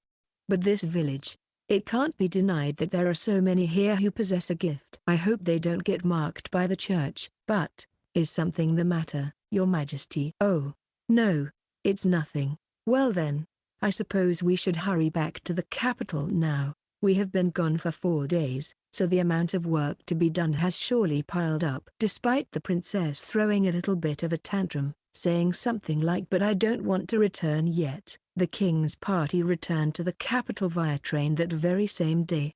Section Yufufu. I think I'll be asking Chief Chan to grant me my request now. Unfortunately, I had little choice but to grant the champion the promised, not promised by me though, prize. Before revealing what her request to me was, Gory Chan brought me to her beauty salon. Normally, this place would be populated by the macho employees as well as the customers, but right now, it was only Gory Chan and me. What'll happen to me now? Gory Chan still hasn't told me anything, so when she gave me a scrutinizing gaze, I couldn't help but be scared for myself. I should have made a body double do this. Ha. As promised, Chief Chan. You'll grant whatever I request of you, right? Gory Chan breathed heavily as she approached. At that, I unintentionally took a step back. I want your first high section. An hour later, I found myself standing in front of a mirror. The one reflected in the mirror should have been me, but instead, the one in it was a cute, dressed-up girl. Yufufu. How does it feel, Chief Chan? Your first time to cross-dress, that is. Gory Chan, smiling ecstatically, appeared and then asked, so, who is this girl? Who? You ask. Why, it's you. Of course. But I can see why you'd be confused. I mean, you look like a whole other person. Gory Chan wiggled her hips as she excitedly said so. At any rate, and you're so cute. You're exactly how I imagined you'd be. Maybe even more. I could tell since I first saw you that you'd look like such a cute girl if you cross-dress. Apparently, what Gory Chan wanted as her prize was my first time to cross-dress. She did my makeup, put on and styled my wig, and made me wear women's clothing. Before I knew it, I had transformed into this. While you're all dolled up like that, why don't we show you to everyone in the village? Isn't that embarrassing? Why would it be? There's nothing wrong with showing everyone how cute you've become. I tried to resist as much as I could, but Gory Chan simply carried me off. Against such superhuman strength, I was unable to break free. Getting all shy like that. You're looking more and more like a girl. Chapter 229. Of course, all your body doubles would have to comply as well. Hey, who's that beauty? It's Chief Luke. Believe it or not, Gory Chan won the tournament, remember? That allowed her to ask the chief for anything, and apparently, making him cross-dress was that wish. Kaya, please look this way, Chief. So cute. In the center of the village's plaza, what perhaps could be the greatest embarrassment of my life transpired. This is so embarrassing.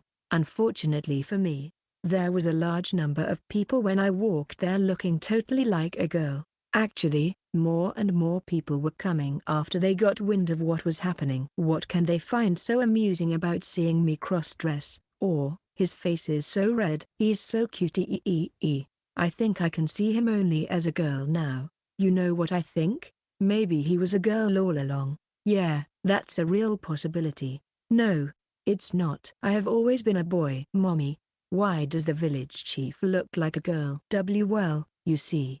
Oh, how do I explain this? Stop. An innocent child's gaze is killing me the most. I don't think I'd mind spending the night with the chief if he looks like that. Yeah, same. Like, it doesn't even matter anymore if he has something between his legs. If anything, having something there might make things better. Nope, didn't hear anything. Yufufu, you're as popular as I thought you'd be. So, we can stop now, right? I mean, your request was just for me to cross-dress, right? Wasn't it obvious that my request involved this and more? Gory Chan snapped back. Let's just hang out while you're dressed like that, yeah? Not while I'm like this. No, it was only due to my limited patience that I was playing along with this. Oh, what a shame. You're so cute, so I wish you'd be less reserved and just enjoy yourself. Perhaps it was because I was like that I found Gory Chan, who was certainly not reserved when it comes to cross-dressing, to be quite amazing. Luke Sama. So cute. I'll burn this sight, this form into my memory. I'll never forget about this joy for the rest of my life. Milia has been overly excited since a while ago. Her face was red and her breathing was hard, so it almost seemed like she was suffering from a fever or something. What's more, she has been staring at me intensely this whole time. Why yes, without a doubt. He's so cute. If he were my little sister, I'd certainly be doting on him every chance I get. Even Salon looked entranced as she examined me from head to toe over and over again. Oh, and then, as though she thought of something, Salon clapped her hands together. You interfered in my match, right? I've been wondering what kind of punishment I'll give you. She was truly furious after her match. I apologized profusely and I thought I was forgiven then and there, but that apparently wasn't enough. I have a bad feeling about this, and now I know exactly what I want. For 1 whole month, I want you to look like that. Anything but that. Also, isn't a whole month too long? Of course, all your body doubles would have to comply as well. I couldn't help but cry. Section. Jai ha ha ha ha ha. You're really something. Oh man, my side hurts. Jai ha ha ha ha. The one laughing so loudly was Miranda-san the freeloader. Based on the redness of her face, it would seem that she has been daytime drinking today as well. But I've gotta say, it suits you well. Jai ha ha ha ha. Can you stop it? This is no laughing matter, you know. While pointing at me who was still in drag, the drunkard bellowed once again. This was the first time I saw someone react so rudely to my cross-dressing. I bumped into Miranda-san when she was just about to go to the toilet. She understandably asked me why I looked like this, so I explained how things became like this. Jai ha ha ha. Jai ha ha ha ha. Oh no, I laughed too hard. I'm gonna. Then, hurry up and use the toilet. She rushed into the toilet before she could make a mess out here. Whether it was from laughing so much or not, I next heard her make vomiting sounds. Geez, what a hopeless grown-up. Chapter 230. I'm right here. After emerging from the toilet, Miranda-san irrationally blamed me for something. I barfed all over the place, all because you made me laugh way too hard. I was once again reminded of how much of a crass adult she was. How is that my fault? Anyway, you sure put up a great event. Made for some fantastic entertainment while I drank. You saw it? Yup, through the window in my room. Miranda-san's room was indeed overlooking the fighting tournament's venue. However, her room and the venue were far from each other and someone with ordinary eyesight won't be able to make much of the fights that were happening. I was called the Sage of Dusk before, remember? Enhancing my eyesight's easy. I doubted she was thought of as a sage. After all, if she was indeed regarded as one, then most people of the world could be regarded as a sage as well. But speaking of her room, it was, thanks to Milia, clean and tidy. Well, aside from the many bottles of alcohol that she just drank. By the way, what kind of work do you do for Milia? I'm so sleepy now that I've baffed all that, so I think I'm gonna take a nap now. Like always, she had no intention of talking about it. Section. An incredible spectacle was happening in a training ground somewhere. Countless soldiers were lying in ground as though they were lifeless corpses. My body can't move. At my limit, the soldiers groaned in pain, but for most of them, they were hurt so bad they couldn't get back up anytime soon. HMP, very well, this'll be all for today. When their instructor said so, they all breathed a sigh of relief. Despite being only a teenager, this instructor, who was already well known as an instructor from hell, was appointed by the king himself to strengthen the kingdom's army. His beautiful adjutant then spoke. Great work today, Raul Sama. How are the soldiers? Just pathetic, Marin. After seeing that fighting tournament, I'm more convinced that that is the case. Due to that, Raoul, the teen instructor, has been more passionate in the drills he was giving.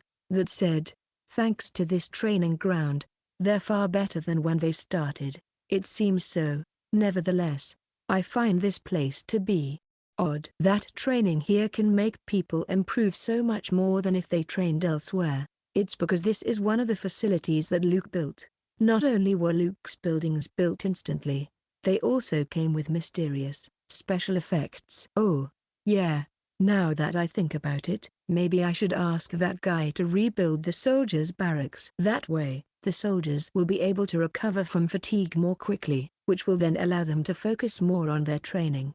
Having made up his mind, Raoul promptly headed to the royal palace. More specifically, he was headed to the room where one of Luke's body doubles resided. Even though it was only for a body double, the room in question was actually more splendid than what Raoul had. He's ridiculous already, but now he can even make body doubles that have a will of their own. It's total bullshit. If ever Luke and his many body doubles revolted, Raoul had no doubt that they could take over the country with great ease. And if he was being honest, he found Luke to be more fearsome than their father. Not that he's got any inclination to do so. While Raoul thought of such things, he finally arrived at the doubles room. Oi, body double, I've got a task for you. The moment he burst into the room, Raoul froze. After all, instead of Luke's body double, a beautiful girl he has not met before was in the room. Thinking he might have entered the wrong room, he quickly stepped outside and checked. However, no matter how he looked at it, this was definitely the room that the body double was using. Where's the double? Raoul chose to ignore the girl's identity for the moment and instead asked for the double's whereabouts. The girl's reply was not what Raoul expected at all. I'm right here, huh? Chapter 231, but wouldn't they be pleased? A mysterious, beautiful girl was in the body double's room. Raoul tried to ask her where the double could have gone, but it was answered with something he totally didn't expect. Huh? What are you saying? You're definitely not. No, wait a minute. Your voice just now.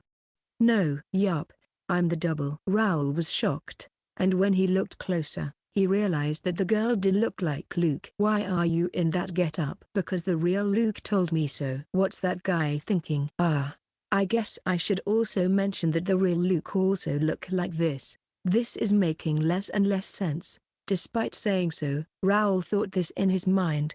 But he does look good in it. Too good, in fact.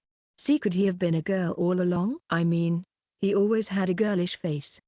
No, there's no way that's the case, right? Raoul unconsciously began doubting his brother's gender. Section. Luke Sama meeting Luke Sama in the castle. Humming that curious tune and skipping through the royal palace's halls was the kingdom's Princess Derainier. Ever since she was helped by Luke, she has been secretly in love with him. Fufafu, if you think about it, Luke Sama's body double is always within reach. It might not be the real him, but at least this one makes it possible to get my dose of Luke Sama anytime I want. After all, the real Luke and the body doubles were extremely alike. Not only did they share the same appearance, they also had the same voice and way of talking. Like that, the princess reached the body double's room. After gently knocking, she proceeded to enter. Luke Sama's body double, I've finished my morning lessons and have come to visit. The princess said so with a smile on her face, but immediately after, her smile was turned upside down. Who might you be? Within the room was a beautiful girl that princess has never met before. Without meaning to, she ended up scowling at the girl. Wait, this scent. Sniff sniff. Luke Sama, the princess incredibly managed to guess the girl's identity through just scent.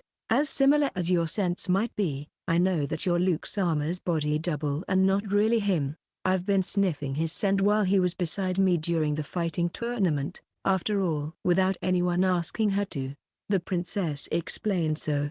At that, the body double let out while its face twitched a little. That being said, why are you dressed like a girl? Despite being surprised by the double's appearance, the princess, oh my goodness, You're so cutty. She was greatly infatuated with Luke's appearance while in drag. Luke Sama. Hey? The princess then unthinkingly embraced the double and rubbed cheeks with it. Paying little notice to the double's bewilderment, Princess Darina asked something while breathing heavily. Can I lick you? Most definitely not. Body doubles were supposedly less emotional when compared to the original, but in this instance, the double was denying the princess's request with all its might. Section. I guess it's safe to assume that this look is causing a bit of commotion everywhere. Yeah, probably. After receiving reports from my doubles stationed in various places, I nodded with a complicated expression on my face. It was, after all, as expected. Well, just tell the people around you to not worry, it'll only be for a month.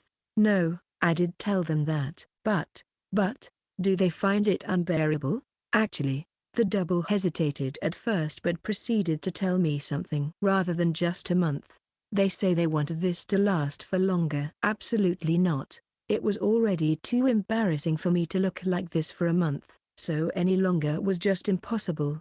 This wasn't the first time I've heard of such a request. People in the village have also been asking so, but I simply ignore them whenever I can. But wouldn't they be pleased? Wait a minute. Hey, body double. You don't happen to like this look, do you? I don't? What's with that delayed answer? Upon hearing the double's reply, I felt a sense of impending danger. Chapter 232, Another Beastman? What? Did you really build all of this underground in that short amount of time? Uttering such words of surprise was middle-aged man of great size. He was Duke Iron who ruled over the northwestern region of the kingdom. Not only was he one of the only two dukes in the entire kingdom, he also possessed the largest territory. That being said, his entire territory was an extremely cold region. Whenever winter comes, moving about, even in cities, was difficult due to the heavy snowfall. At any rate, underneath the largest city in his territory, a railway station was built. He was currently inspecting it. Even so, I still don't believe that if we ride this train thing, we'd be able to travel from here to the capital in just a few hours. Would you like to take a ride, then? Is it ready? Yes, I've already laid down tracks that'll connect it to the royal capital. Duke Iron was talking to Luke, the very person who built this underground structure. That aside, Luke Dono, it was to my understanding that you were a boy, but is that not the case? No matter the angle the Duke looked from, the Luke before him looked entirely like a pretty girl. Yes, I am. I have to look like this due to some circumstances, but I am definitely a man. I see. The Duke couldn't begin to imagine what those circumstances might be. By the way, the Duke didn't know this, but the one he was speaking to was only a body double and not the real Luke. Afterwards, the Duke boarded the train and was amazed by its capabilities. After all, in just about 30 minutes, they had already reached the southernmost city of his duchy. This definitely is the city of Curie. Did we really travel that much in such a short span of time? While looking at the townscape from the outside of the railway station there, the Duke was left dumbfounded. And since this travels underground, no amount of snowfall should have any effect on it. That means we should be able to use this even in the dead of winter. Not only is it fast and can transport so many people at once, it also can provide its service all year round. This is tremendous. No wonder His Majesty is having this installed all over the kingdom. The Duke was certain that the trains would bring great boons to the kingdom as a whole as well as to each territory that had it. He might be a duke, but when thinking about his territory, even he couldn't resist this trend of things. People say that the royal family is aiming to centralize the kingdom's powers into them. I suppose this serves as preparation toward that. At the very least, it's an important step toward preventing another case of uprising like the one Albert did. For generations, House Iron have kept a friendly relationship with the royal family. As long as there weren't any absurd demands, the Duke himself intended to keep such a relationship going forward. Truly, just what kind of future awaits all of us? It can be said that now is a great turning point for our noble house. After thinking of such things, The Duke expressed his desire to head back home and turned around toward the station.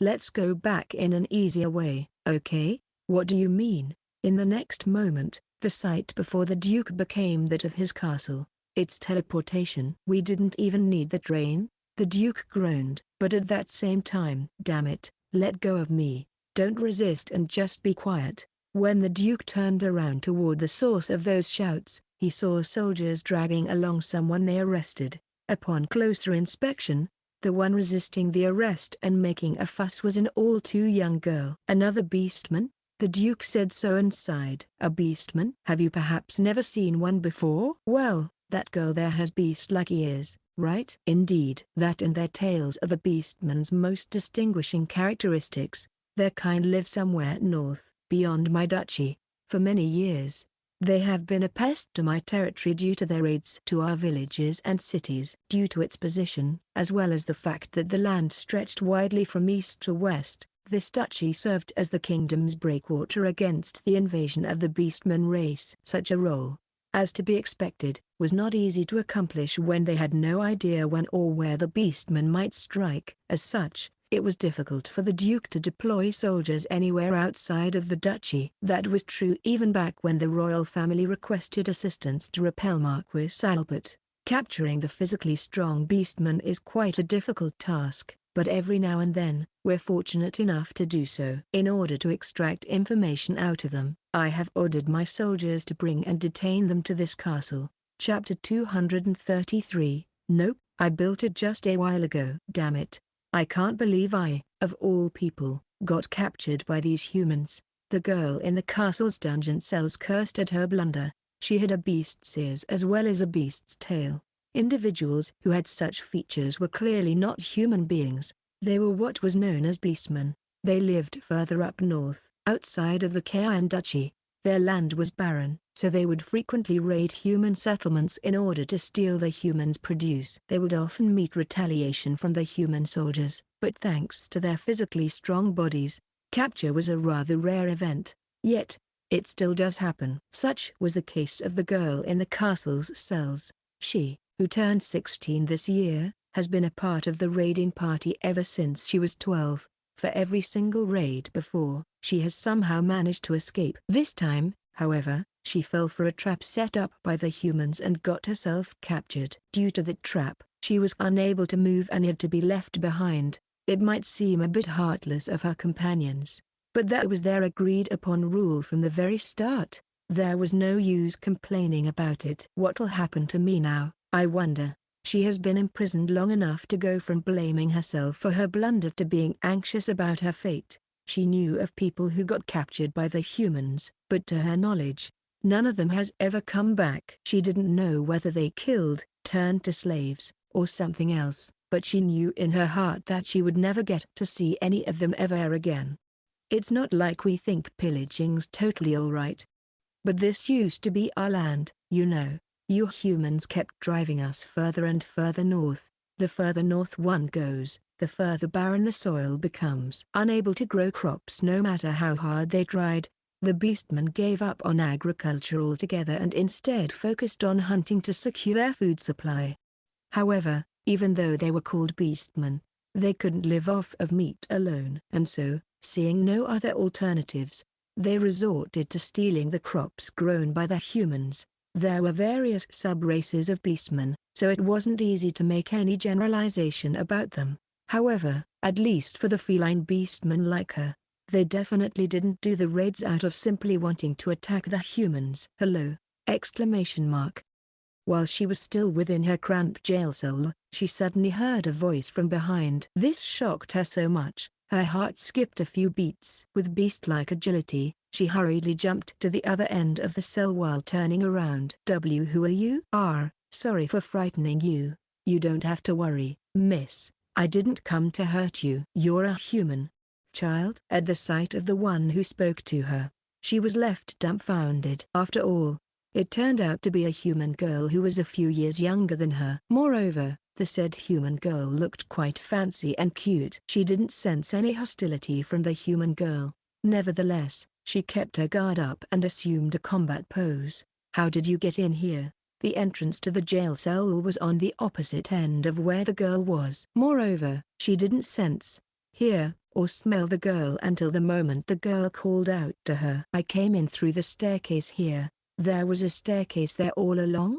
Was it just hidden there? No, putting a staircase inside a jail cell makes no sense at all. Nope, I built it just a while ago. You're making less and less sense. She was at her wits' end understanding what was happening, but it was to no avail. As if ignoring her though, the human girl started going down the stairs. Come on, follow me. You can escape through here. Hey, are you helping me escape? Yup. What are you planning? The girl was a human being, just like the ones that imprisoned her here. The human girl might look innocent and pure, but she wasn't stupid enough to follow the girl blindly. I simply want to get you out of here. Why though? Well, if it's possible, I guess I'd like to meet with other beastmen. She was still not sure of the human girl, but decided to follow her down the stairs anyway. After all, the only other option was to remain in the cell and deny herself of a future. The human girl introduced herself as Luke. While thinking that Luke sounded like a name for a boy, the beastman girl introduced herself as well. I'm Lala. Nice to meet you, Lala Nichan! S so cute. Chapter 234. I really did escape. I'm Lala. Nice to meet you, Lala Nichan. The red-haired beastman girl introduced herself as Lala. She seemed to still be cautious of me, but she followed me down the stairs nonetheless. She was the same beastman my double saw being dragged into Duke Iron's castle the other day. I got curious after my double reported it, so I transferred my consciousness to the said double and made contact like this. But what did you mean when you said you wanted to meet beastmen like me? Well, the beastmen steal the humans' crops, right? TCH. That's true.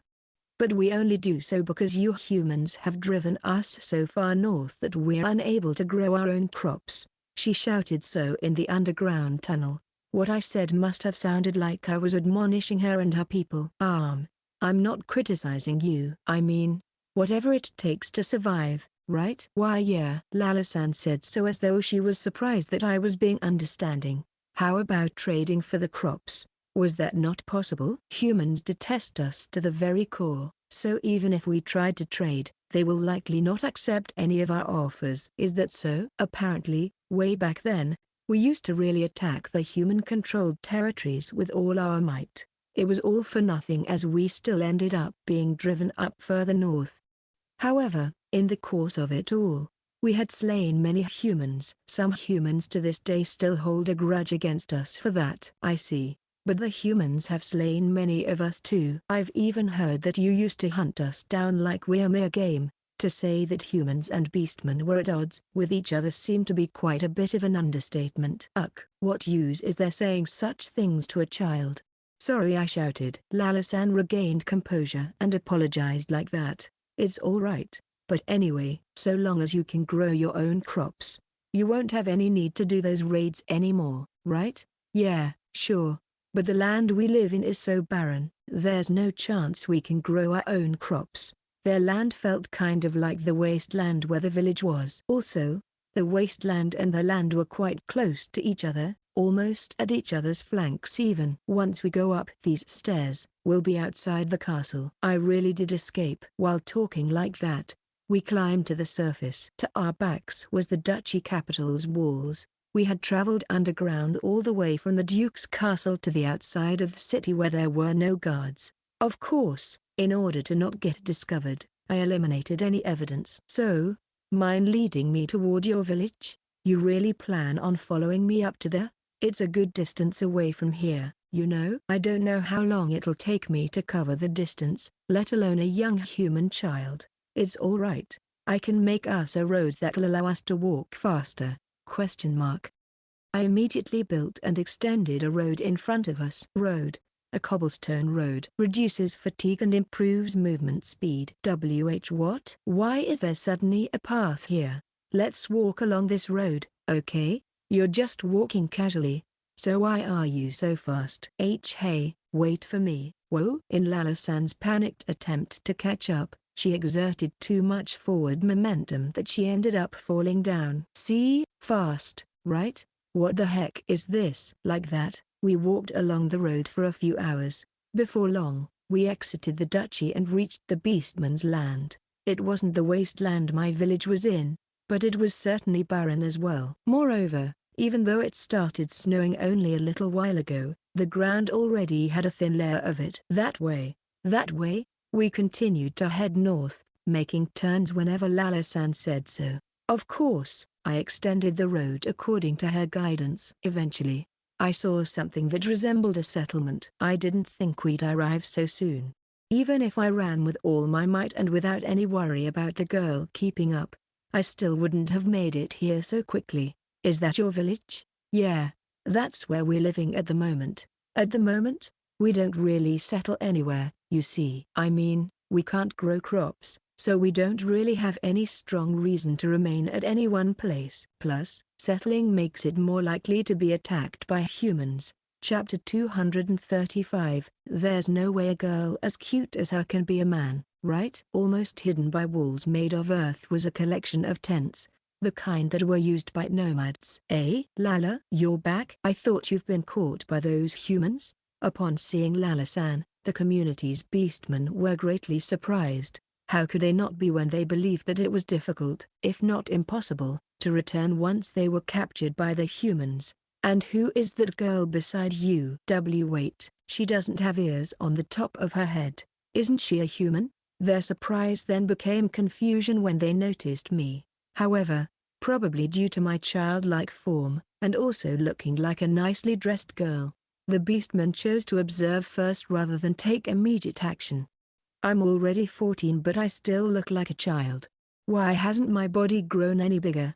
It seemed like everyone in this community was a cat-like beastman, much like Lala-san. In addition to the more obvious details, their eyes were big enough to be quite cat-like. That said, it seemed like there were only women here. Our boss's home is this way. I followed Lala-san and arrived at a certain tent dwelling. Lala, you're back? I was certain you were caught by the humans back then. I was caught, yes, but I fortunately managed to escape.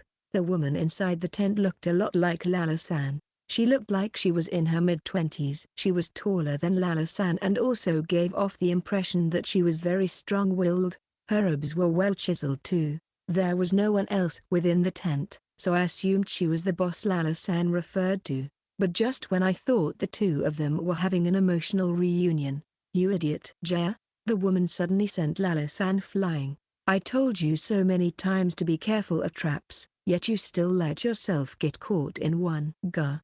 I'm sorry, Lilaineen. Sorry doesn't cut it. Besides, how do you think the others felt when the boss's own sister made such a screw-up? Seeing her angry like this, I thought she was one scary boss. As such, I decided to stealthily exit the tent for the time being. And you, who the hell are you? Oh no, she noticed me. I don't know why you're here, but don't think a human can simply waltz in here scot-free. Lilaineen, she's the one who helped me break out of where I was imprisoned. Didn't you stop and think that maybe that's all just a ploy for the humans to know where we live?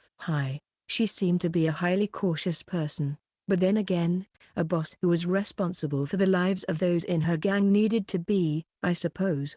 There's nothing to be worried about me, boss-san. HMPH, your scent tells me you don't have any ill intentions, so I won't cut you down. For now, Lili-san looked awfully like Lala-san, so maybe she was Lala-san's actual older sister. I'm Luke. Wait, isn't that a boy's name? Yeah, well, you're lucky you're a girl. You know, the moment a man, even if they're still a child, enters our community, they'll be sentenced to death, no questions asked. Did I mishear, or did she really just say a very unsettling thing? Men will be killed on the spot. The men and women of the cat-like beastmen live separately. We can invite some men into our settlement on special occasions, but outside of those times, yes, men are executed right away. So, that's why there are only women in this place. Why are you scaring her like that? Lilaineen. Lala-san interjected like that, but deep inside, I was already in cold sweat. They absolutely must not know that I'm a man. I've got to continue being a girl here. See, it's this lack of cautiousness of yours that allowed you to get caught in that trap. For all we know, he's a man dressing up like a girl. Oh, come on. Just look at her. There's no way a girl as cute as her can be a man, right? Sorry, I'm actually a man. Chapter 236. Aren't they too large though? So, according to what Lila Anichan told me, you seem to have some problems in pillaging crops this year, is that right? I decided to change the topic in order to distract them. Nothing good could come from them getting suspicious and trying to confirm my gender. After all, yeah, apparently, not much crops have been harvested this year. Thanks to that, every human village is more vigilant against us than normal. There are more traps than normal too. It's why I was caught, you see. You were caught because you were being stupid. Hi. Please stop quarreling. In that case, all the better to grow your own crops, right? Huh? We're taking the risk of the raids precisely because we can't do such thing, you know. The land around here's no good in growing crops. Let me take a look. I persuaded Lilai-san to let me borrow a plot of land within their settlement. It wasn't a large space, but if things go smoothly here, they should be able to trust me more easily. All right, let's make a field. Field, a cultivated land with good quality soil, speeds up the growth of crops as well as improves their quality. The plot of land that was dotted with grass instantly changed into a highly fertile field. Huh?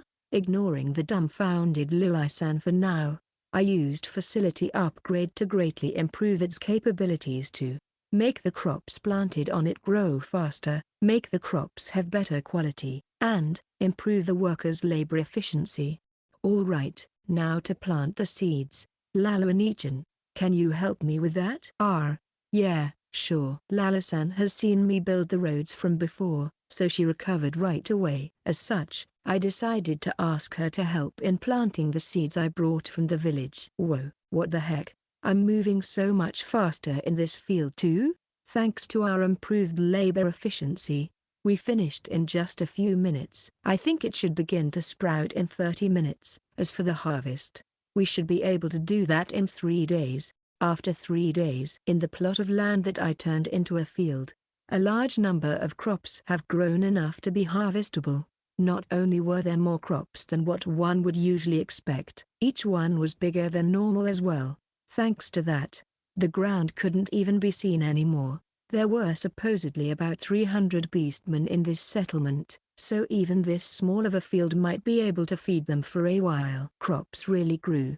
Aren't they too large though? See, Lilainen, what did I tell you? Looks amazing. Maybe the large size is the only good thing about these crops. Like, maybe they're hollow on the inside or maybe it tastes awful. Lilai-san plucked a bright red tomato and bit on it as it was! Lilainen, is it poisonous? It's so good! Lilai-san, her eyes wide open, shouted so. What?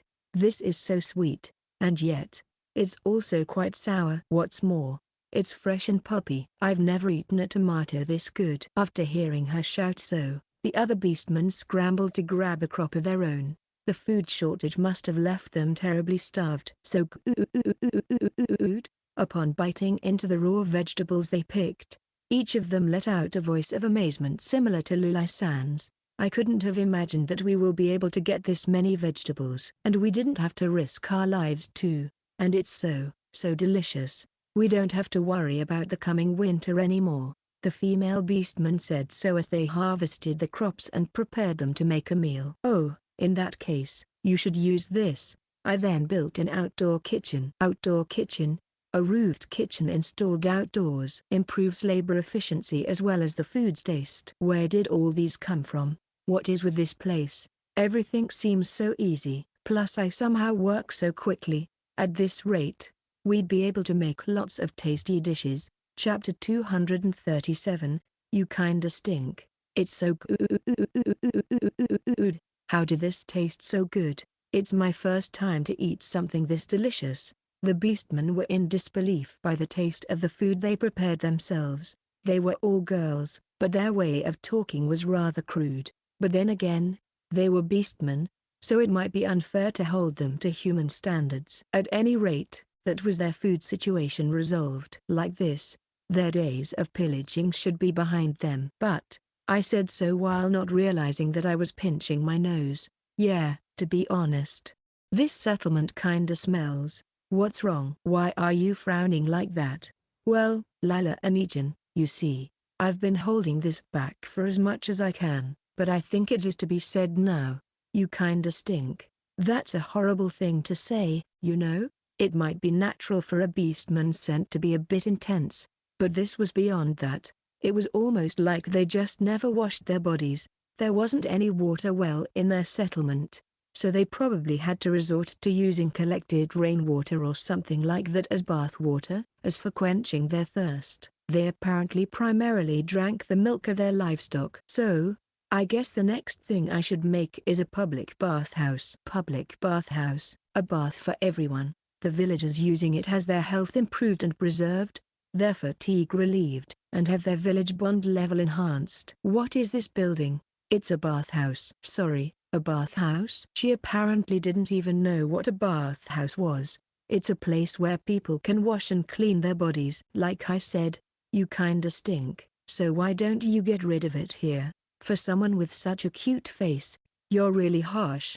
you know? I pushed Lala-san to go inside and waited for a while. When she had thoroughly cleaned her body, she exited and met me again. This place is amazing. I can't believe there's so much warm and clean water here. I ended up drinking lots of it. It's not for drinking though. At any rate, it feels so good to be this clean. My body smells so nice too. Yup, you sure do look so clean now. The other beastmen had, of course, noticed the building that suddenly showed up in their settlement. After knowing what it was, they decided to wait and see how Lala-san's try of it would turn out. And when they saw the results, they rushed inside. Next, our toilets, I guess. The people in this settlement apparently disposed of their waste by burying it down a hole. It was definitely a factor in why it smelled awful in this place. Public lavatory, a toilet for everyone's use, automatically deodorizes and cleans itself.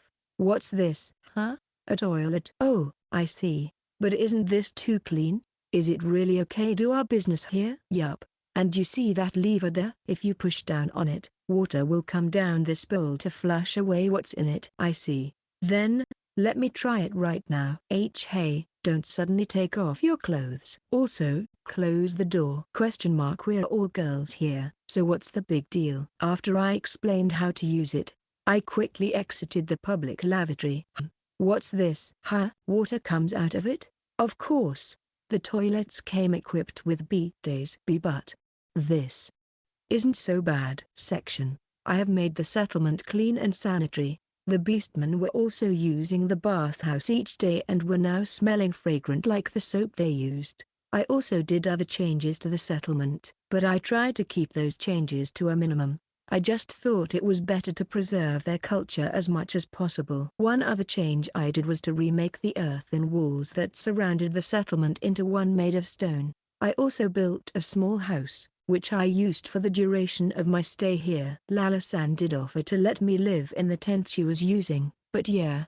When I rejected her offer, she made quite the sad face. All that said, because I couldn't afford to always have my consciousness here, I entrusted things here to the body double while I was away. Hey, let's go take a bath together today. Don't worry about me.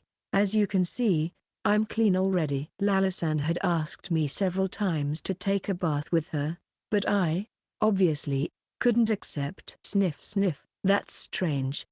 You don't wash your body, yet you smell just fine. Also, I don't think I've ever seen you use the toilets. This was a body double, after all. It didn't even excrete sweat. As a matter of fact, Chapter 238, Just Undress. You want me to do some renovation to the bathhouse? I asked so, a bit confused by Lala-san's proposal. That's right. This is actually a request from the others, just letting you know. Besides, it'll be simple for you to make some little repairs, right? Yeah, sure.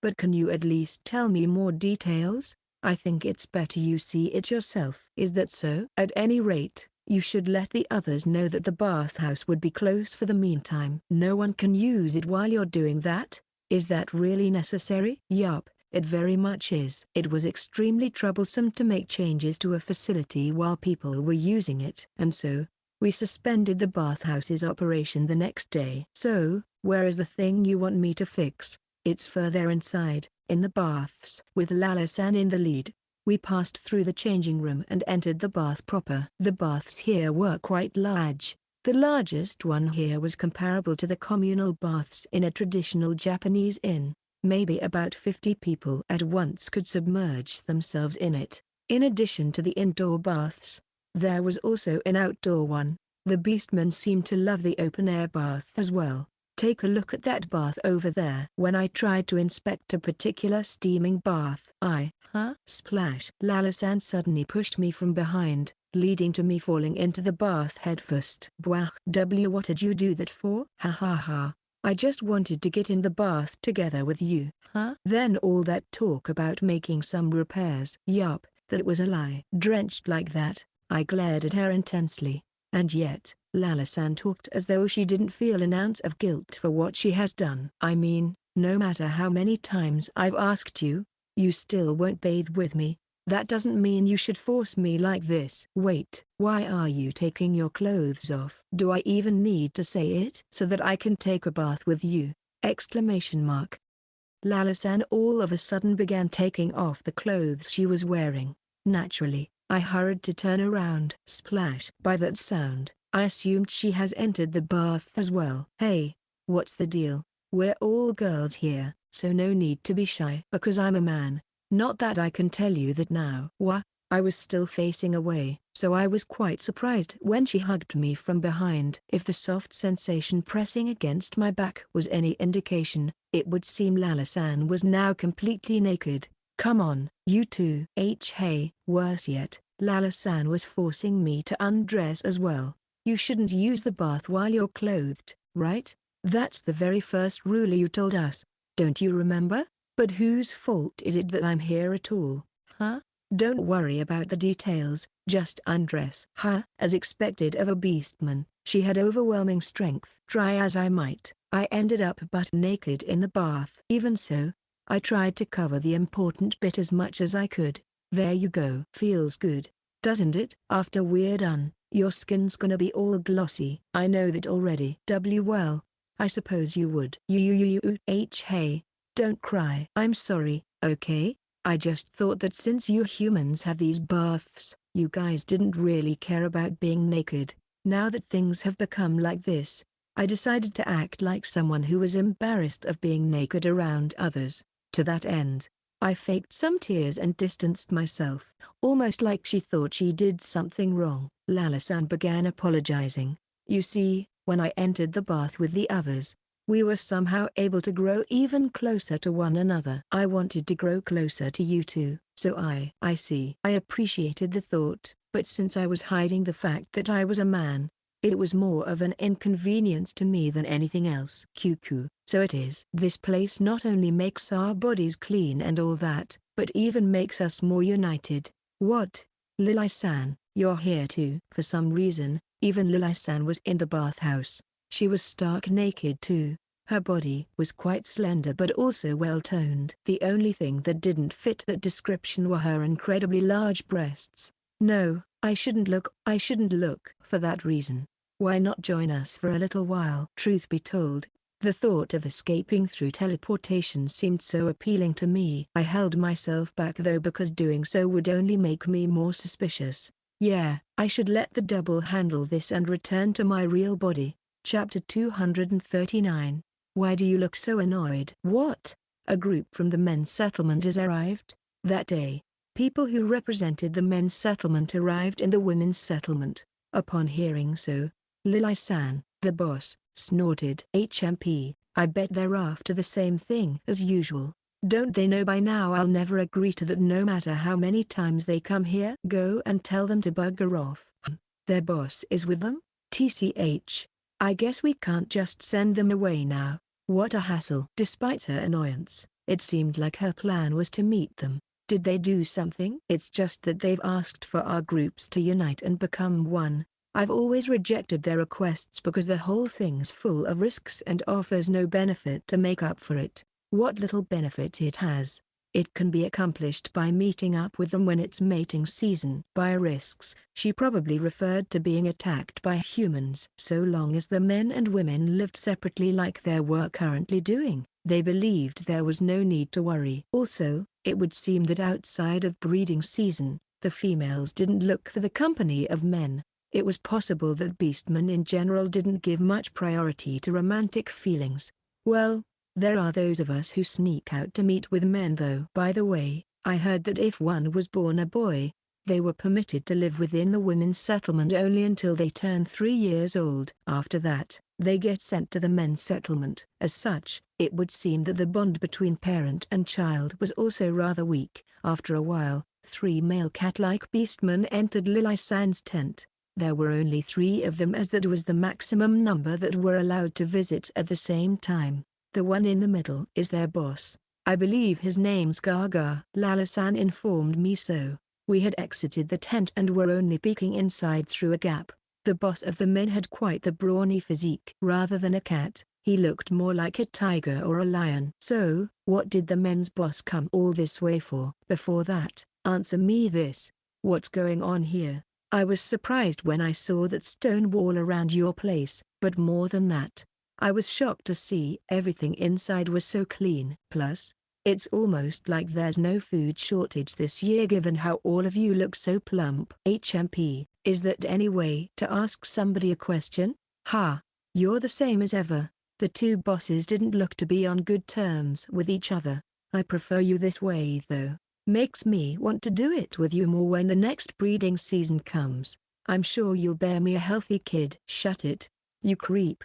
Lily-san grimaced and spat out those words. This was a meeting of both bosses, yet it was somehow more like a courtship. Lily and Aine has always hated men, you see. I heard she has never taken a man during breeding season. Oh, Lala-san, you didn't need to tell me that kind of information.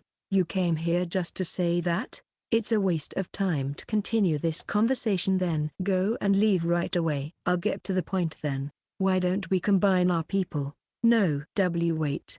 Let me tell you how that'll benefit you. If you agree to it, we men promise to provide you with food. That way, you women won't have to ever put yourselves at risk by participating in the raids against the humans. And then, as though he was about to reveal his ace, the male boss grinned. I've heard about it, you know? That your sister got captured by those humans. What a pitiful thing. By this time, those bastards are probably using her to pass the time, if you know what I mean. However, if you join with us, such a miserable fate never has to befall any of you ever again. TCH, where did you hear that from? Well, sorry to burst your bubble, but my sister's here, you know. What? Oi, get in here. You're eavesdropping out there, right? Exclamation mark. It would seem that we were noticed. Lala-san looked downcast as she entered the tent. What's the meaning of this? Was it all a lie? It isn't, but your intel's outdated, you know. This idiot did get captured, but she has somehow made it back home. What? But that's... Oi, why do you look so annoyed after hearing that my sister's safe? Lily-san then triumphantly laughed. Chapter 240, the women are being more watchful now. We're done here, right? Then, go back home. Lily-san said so in hopes of ending their conversation as soon as possible. The other boss tried to resist though. GHH. Why you just got lucky this time. The fact remains that pillaging is a risky task. Thankfully, we don't have to worry about that anymore. What do you mean? I'm not under any obligation to tell you. Now, enough already and go back home. Or else, I'll castrate you all here and now. Lily-san shouted so, forcing the 3 men to reluctantly leave. After seeing them off, Lily-san breathed a sigh. Geez, who the heck blabbed that to them? Oi, you better keep your eyes peeled so that this doesn't happen again. Yes, Mom. The women on standby nearby replied so heartily. Section. What the hell is going on, boss? We're having serious problems securing food, but they don't seem like they're having that at all. Yeah, something's strange, all right. On top of looking like they're eating properly, their settlements become so clean too. I feel like their skin, hair, and fur's all somehow glossier now too. Thanks to that, I'm kinda turned on now. That Lily's clearly hiding something. The male beastmen whose request was just rejected were hiding in a nearby rocky area and discussing among themselves. The sun had already set and it was now dark out, but they still couldn't head back to their own settlement. Isn't she too late though? She's probably having a hard time slipping out because the women are being more watchful now. The one they were waiting for was their collaborator among the women. Lily, the women's boss, might be strongly opposed to the unification of their two groups, but that didn't automatically mean that everyone shared that stance.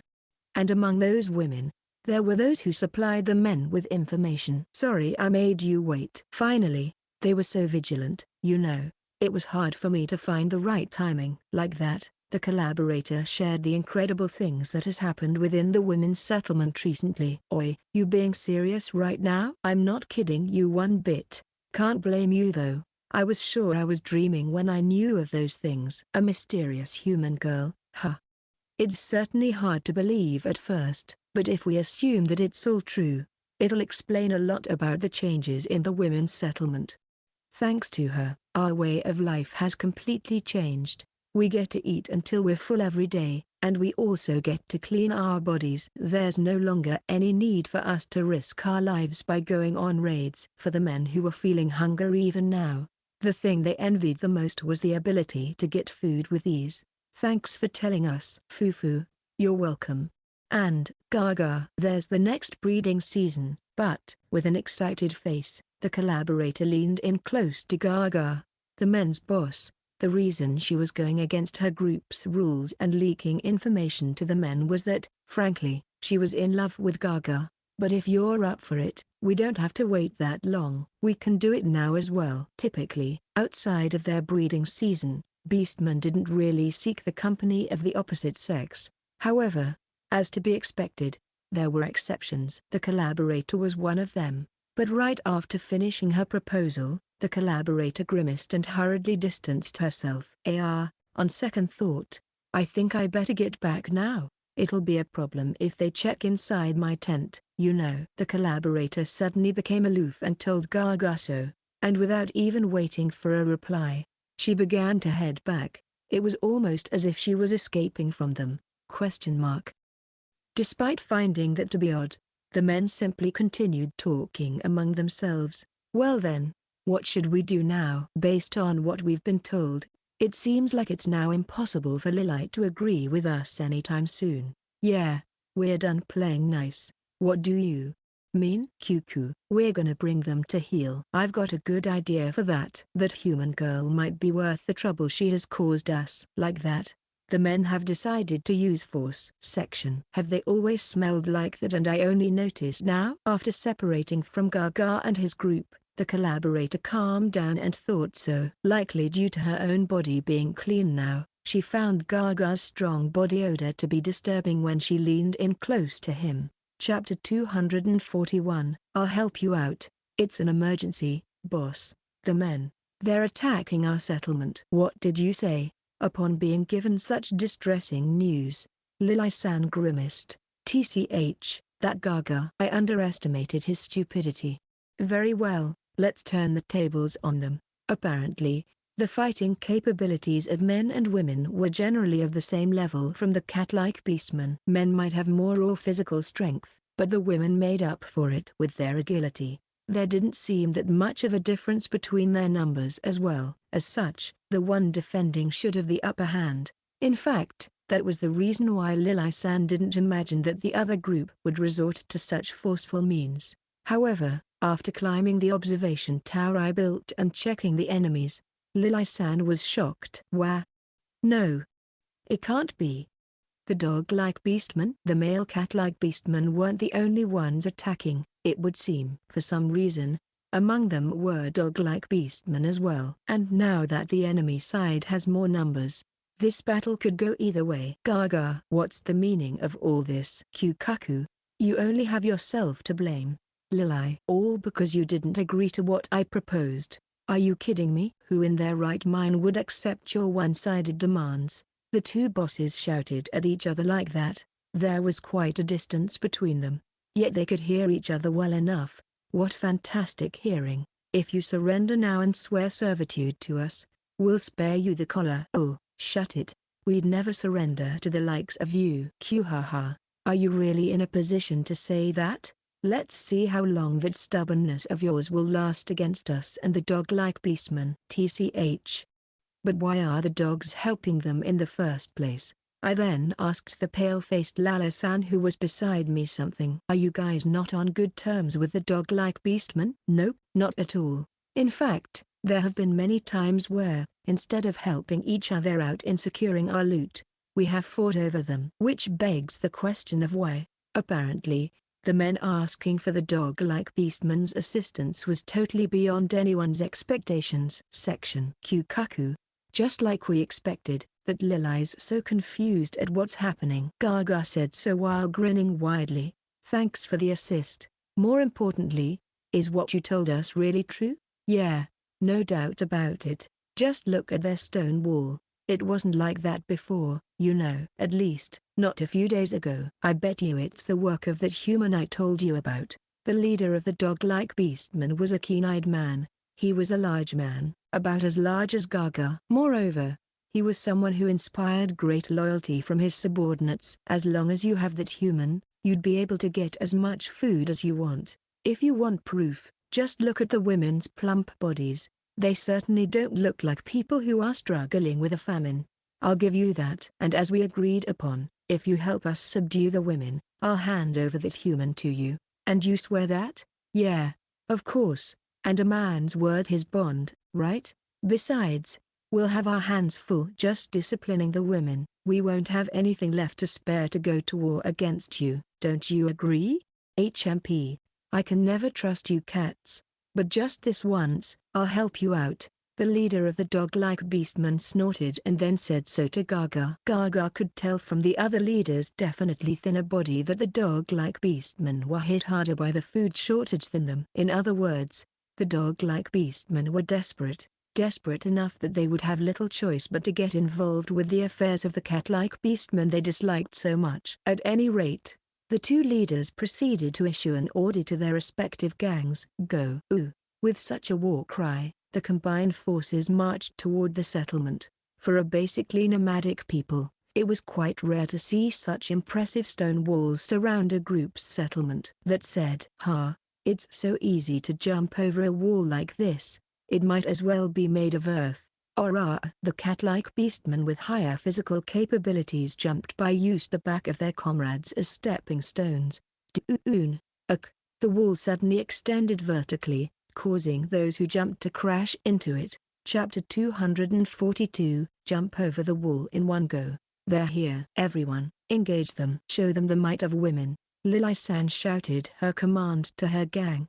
However, deep inside, she was quite anxious. She was even sweating from her brows. Damn it. Not just the men, but the dogs as well. Will we be able to hold out? It'll be fine. Do you have a plan or something? I wouldn't necessarily call it a plan. Their vanguards starting to advance. Are they going to step on their allies to get over the wall? Lala-san suddenly shouted so. When I looked, some beastmen were about to step on the back of their allies who had stopped in front of the stone wall in order to jump over the wall in one go. Whoa, incredible. Beastmen really do have impressive physical strength. Anyway, I guess I better make the wall a bit taller. What are you? I used facility customization and made the stone wall stretch by about 2 meters. Like that, the beastmen all of a sudden found their jump to not be enough to overcome the now taller wall. The wall? It stretched? Whoa, that must have seriously hurt. Section. After the wall stretched vertically, the vanguard who tried to jump over it has instead crashed into it. What? The wall grew taller? Don't be ridiculous. That's impossible. Upon witnessing an unbelievable thing, the next wave of attackers involuntarily stopped in their tracks. Meanwhile, the ones who went before them had fallen to the ground and had lost consciousness. Ouch. What is it this time? Stones. They're throwing stones. While the invading beastmen were still confused, a large number of stones began descending on them. When they turned their heads, they saw that the women had climbed at the top of the wall and were the ones throwing the stones one after the other. Damn it. Are you really stooping to this? High beastmen seldomly did stone throwing as a means to fight, so the men were baffled by the women's unexpected attack. Nevertheless, the thrown stones were nothing to scoff at. The women were throwing them from a considerable height, further increasing its power. Multiple beastmen have been hit in the head and have fallen unconscious already. Don't falter. Attack them right now. Gaga shouted such words of encouragement to his men. Despite the shower of stones, a few men had actually managed to scale the wall and were in close combat with the women. Thanks to that, there were less and less stones being thrown their way. Don't let this chance go. Chaj. When Gaga issued that command though. Whoa, Ga, you've got to be kidding. When did? Screams suddenly erupted from behind Gaga. When he turned to look, he was immediately at a loss for words. Why are they? The women had appeared behind the joint forces and attacked them. How the women got there, the joint forces had no idea at all, and among the women there was Lili. Ora ora ora ora, I'll knock you all down. While shouting wildly like that, she fought furiously against one enemy after the other. Like that, the joint forces found themselves sandwiched. The women fighting on the wall also pushed the joint forces back, rendering the latter completely trapped like mice. Damn it, I don't get this. This shouldn't have been. While expressing his frustration like that, Gaga found himself suddenly floating in midair. To be more accurate, the ground beneath his feet had vanished all of a sudden. What's going on here? As for where he crashed down into, it was the floor of a mysterious underground tunnel. While bewildered by the series of unexplainable events that has been happening, he heard a voice from behind him. Hi, hello there! W who are. When he turned around, he saw a human girl. The one they were targeting all along has unexpectedly made an appearance. Moreover, she was all alone. If Gaga were to take her hostage, he thought he could turn the tables around. Without even taking longer than a moment to make his decision, he sprung at the girl. Chapter 243, Does it really hurt if that gets bitten off? Ha, ha, ha. Shit. The hell's going on? The boss of male cat-like beastmen said so as he panted and slumped to the ground. Is this some kind of magic? He had repeatedly tried to attack me, but each time, I simply teleported behind him. Thanks to that, he reached his limit and was all out of breath. The fight should have finished by now, I think. Alrighty, let's go! Again? I teleported again behind, but this time, I placed my hand on his back. Like that, I teleported the two of us above ground. Wait, this is just as I predicted. The fighting above ground has concluded. The majority of the joint forces seem to have sensed their defeat and escaped. As such, only the wounded and those that were captured remained. Among them was the dog-like beastman's boss. Gaga and Luke. Lili-san rushed toward us when she noticed us. You distance yourself from Luke or else. Wait. I don't want to fight anymore. No longer wanting to fight, Gaga immediately raised both his hands as a sign of his surrender. Now then, what should we do with these idiots? Lili-san asked so as she scowled at the tied-up beastmen sitting on the floor, the bosses among them. We were somewhere a little bit away from the women's settlement. Maybe we should start with biting off your things? See this?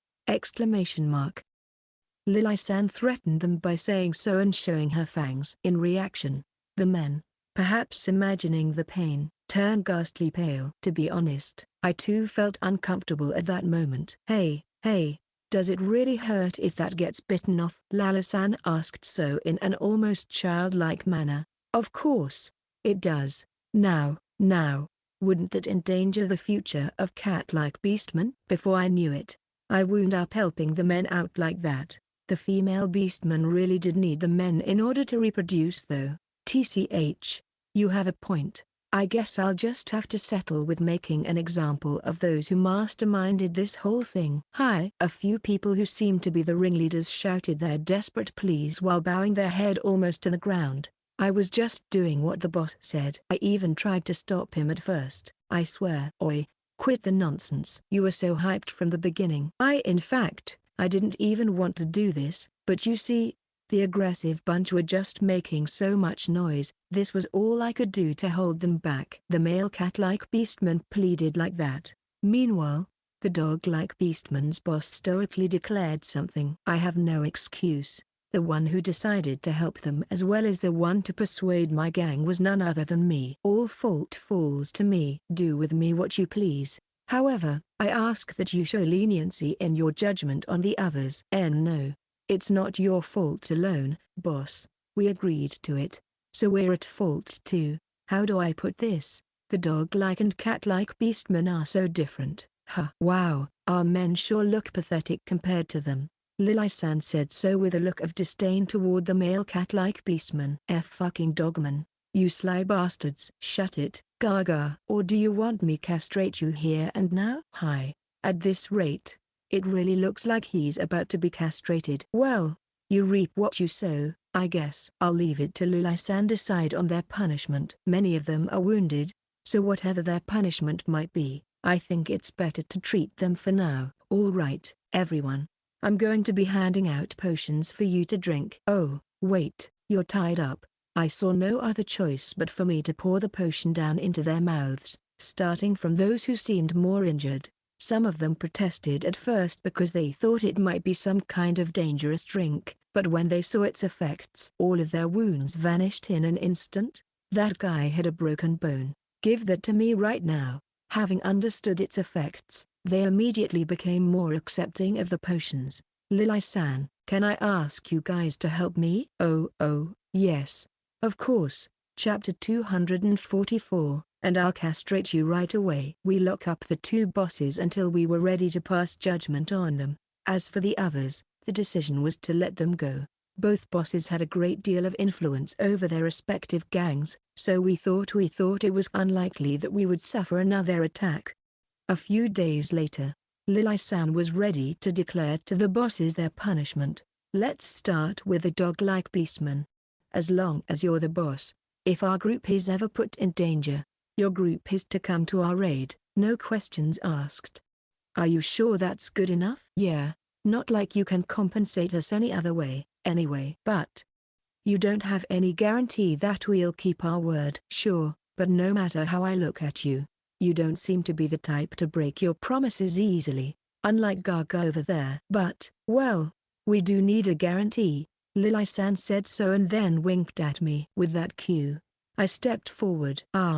Bull-san, right? I'll be going to your settlement and make a field where you can grow crops easily. What? Surely, that'll help with your food situation, right? Are you sure you're willing to do this? I mean, we tried to kidnap you. From what I understood from all the interrogation we've done so far, the reason they cooperated with the male cat-like beastman was apparently so that they could kidnap me and make me solve their dire food crisis.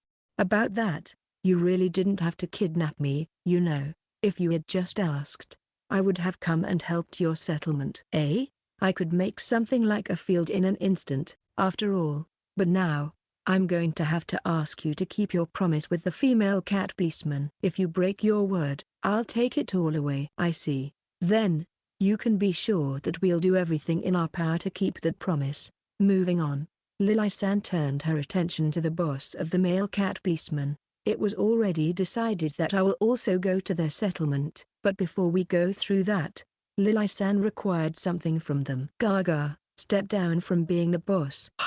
Wait a minute, why just me? You didn't ask that from the dogs. Fine, castration it is. I'm stepping down right this moment. Lili-san took out a blade and informed Gaga so in a serious tone. In response, Gaga immediately yielded. Additionally, Lili-san was the one to choose who the replacement was going to be. I choose Dada to be your next boss.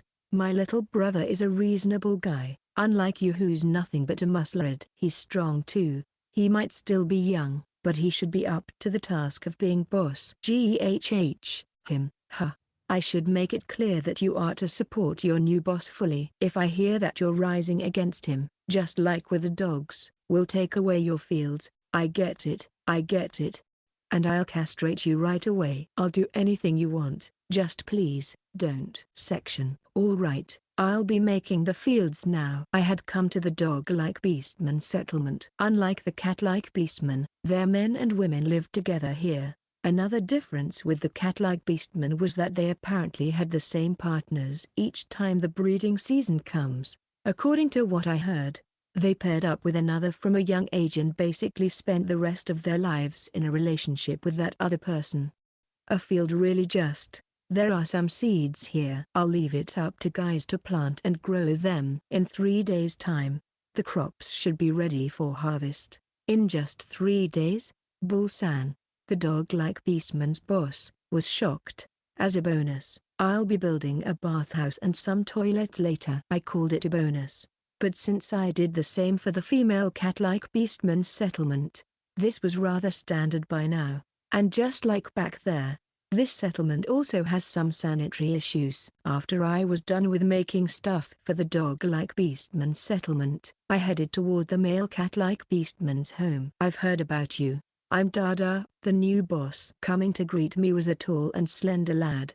He was supposedly Lily-san's younger brother, but his demeanor was very soft and he also gave the impression that he was very smart. And despite being blood-related, they apparently haven't interacted much. But then again, Dada-san was made to move here when he turned 3 years of age, so the sense of being a family just wasn't there to begin with, it would seem.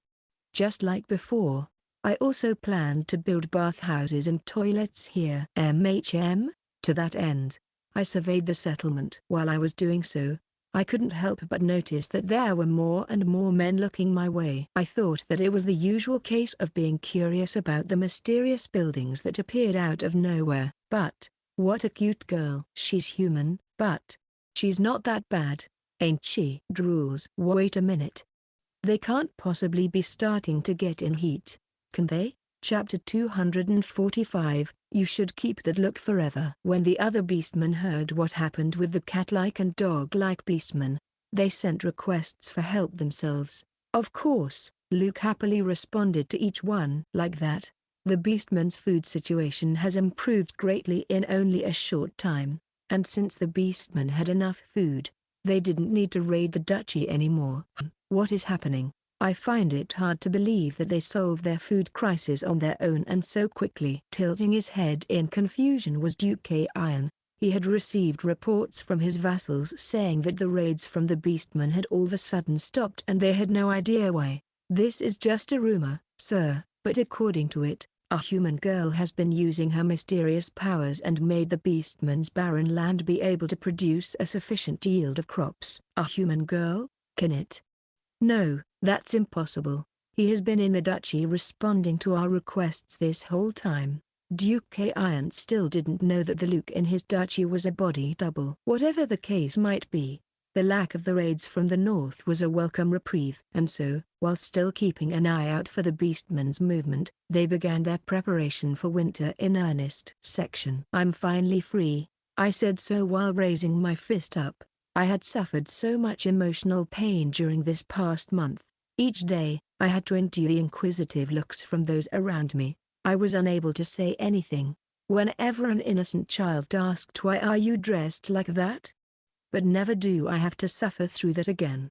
There have also been times where people have tried to pick me up without realizing that I was a man. And whenever I informed them that I was indeed a man, they would say, "Nah, such a cute girl like you can't possibly be a man." Other comments said things like, "You look better this way, so you really were a girl.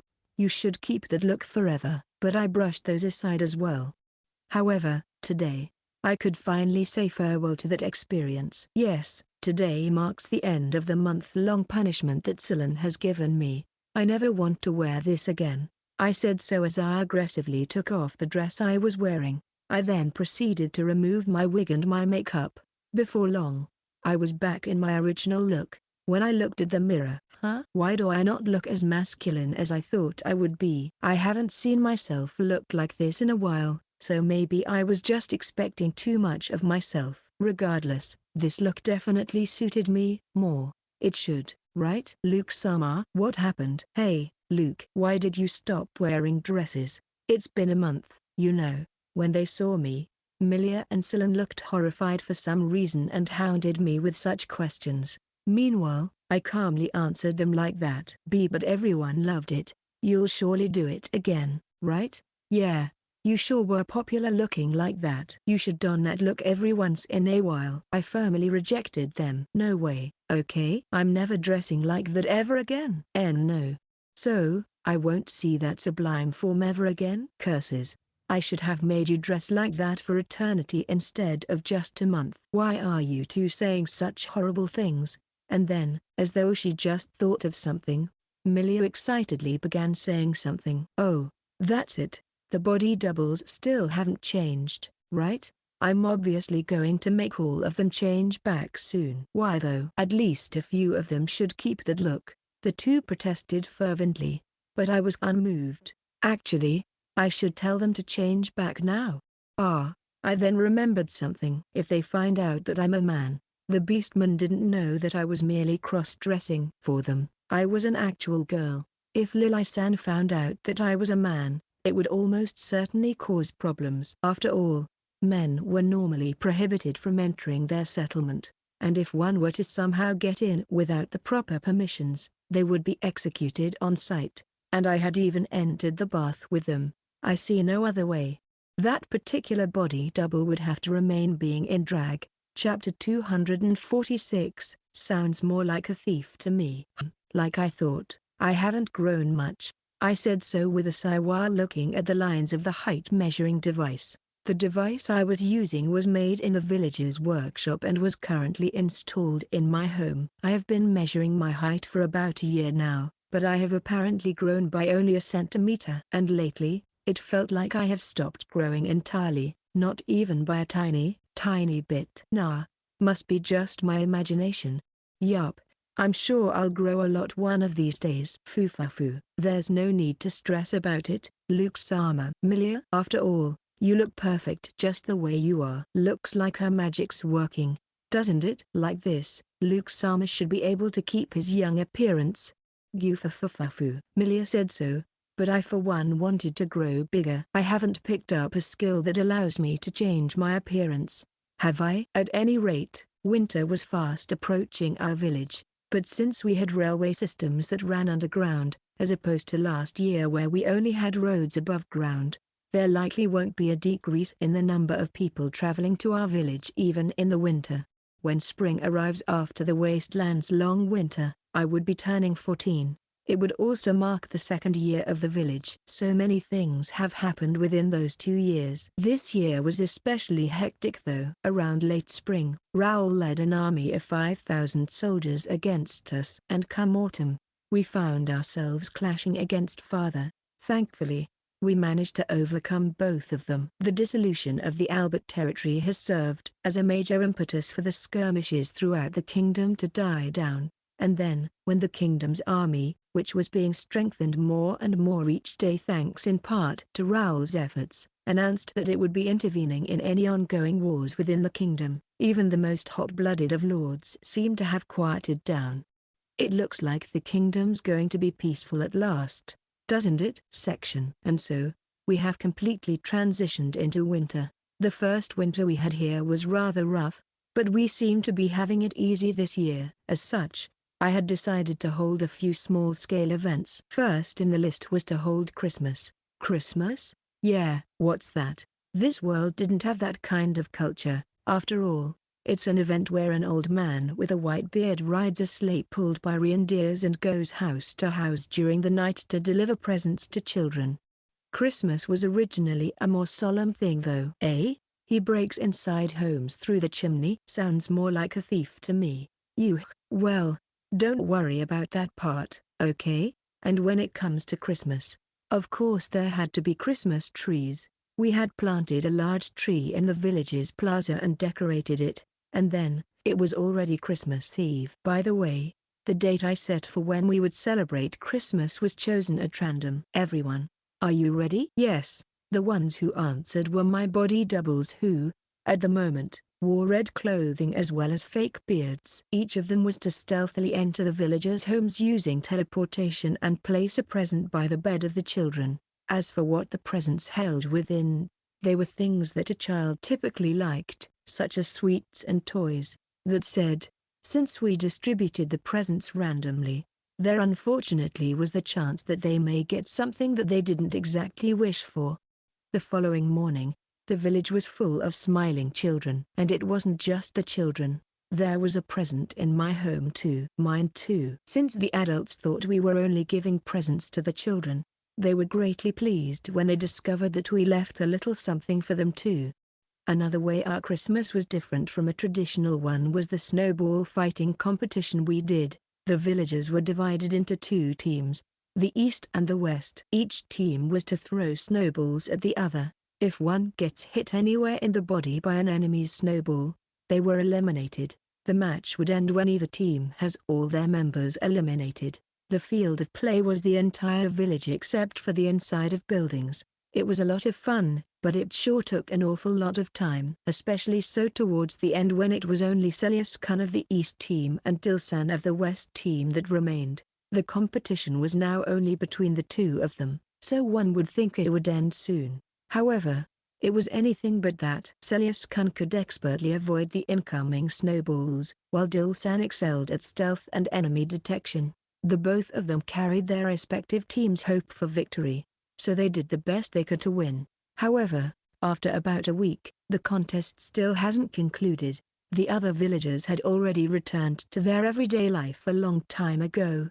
Yet the two still continued on. It ended when Celas dozed off from exhaustion and Dilsan threw a snowball at him. Like that, Dilsan managed to secure the win. I'll have my revenge next year. You wanna go again, huh? Celas Chapter 247. But isn't this too useful? Some time passed and spring was drawing closer to the wasteland village. It still continued to be cold, but the days have been gradually getting longer and longer.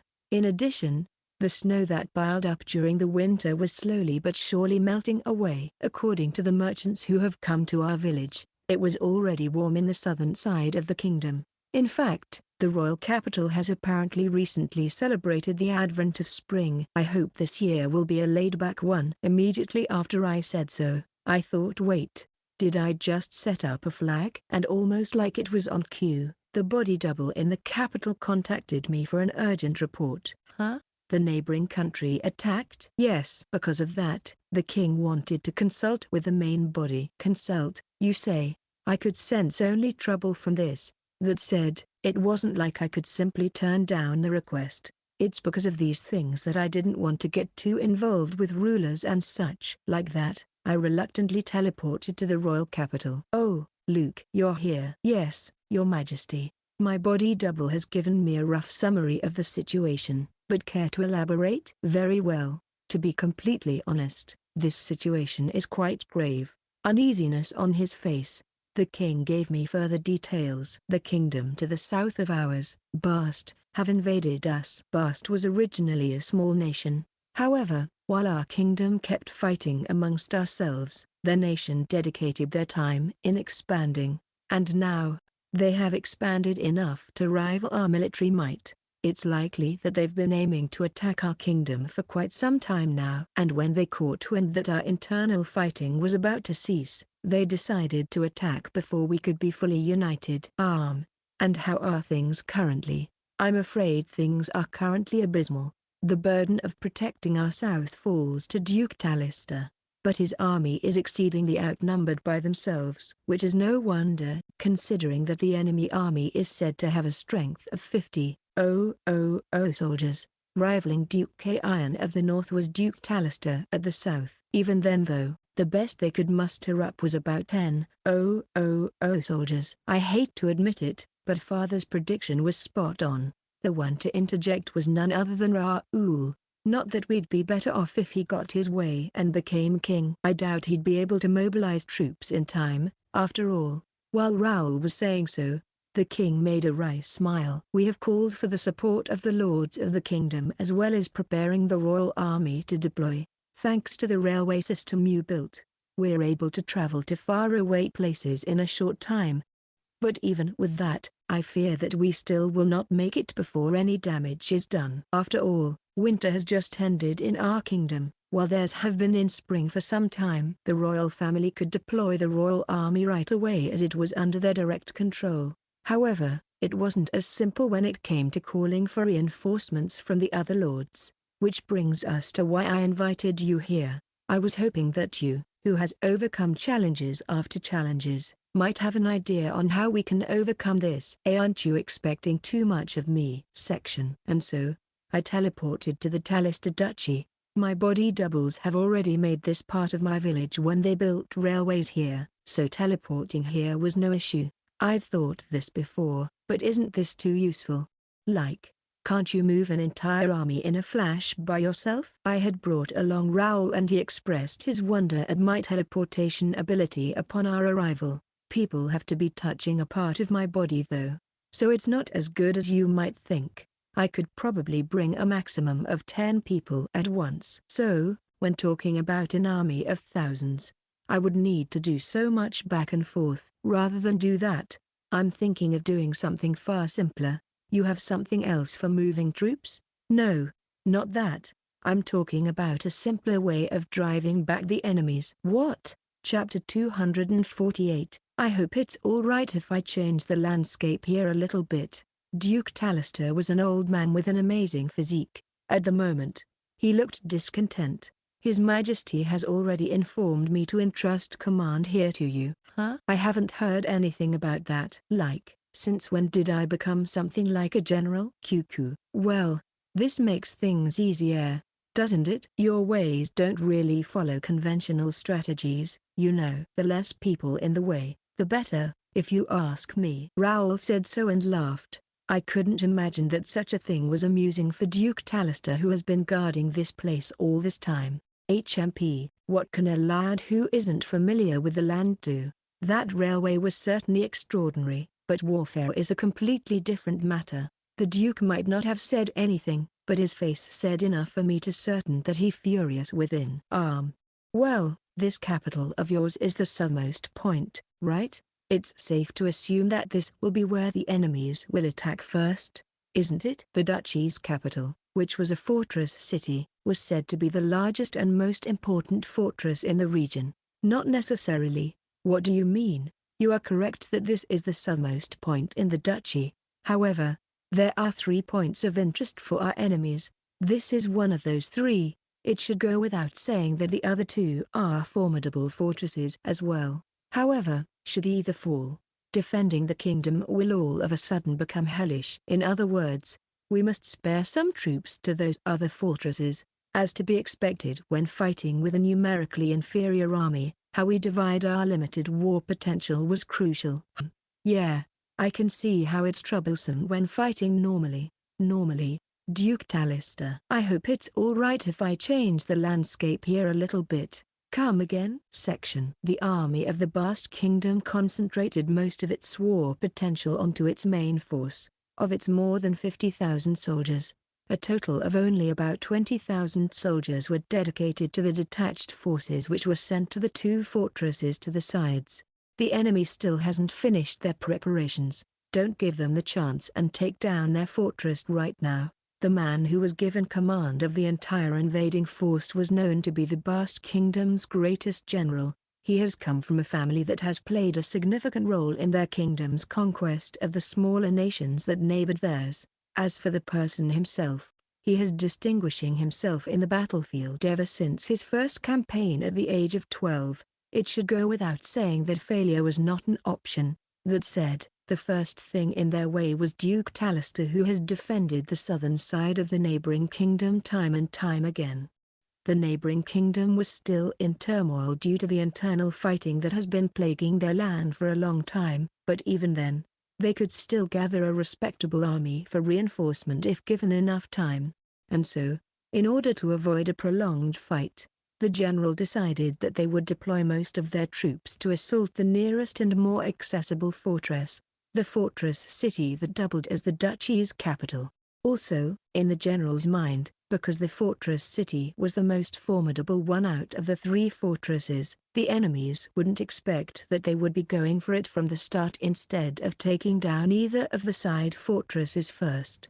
Before they proceeded though, The general heard the report of the spy that managed to sneak into the enemy kingdom beforehand. As predicted, our enemies have stationed a great number of their troops to the 2 other fortresses. It seems that the army controlled by the royal army has already arrived, but the same can't be said about the reinforcements from the other nobles.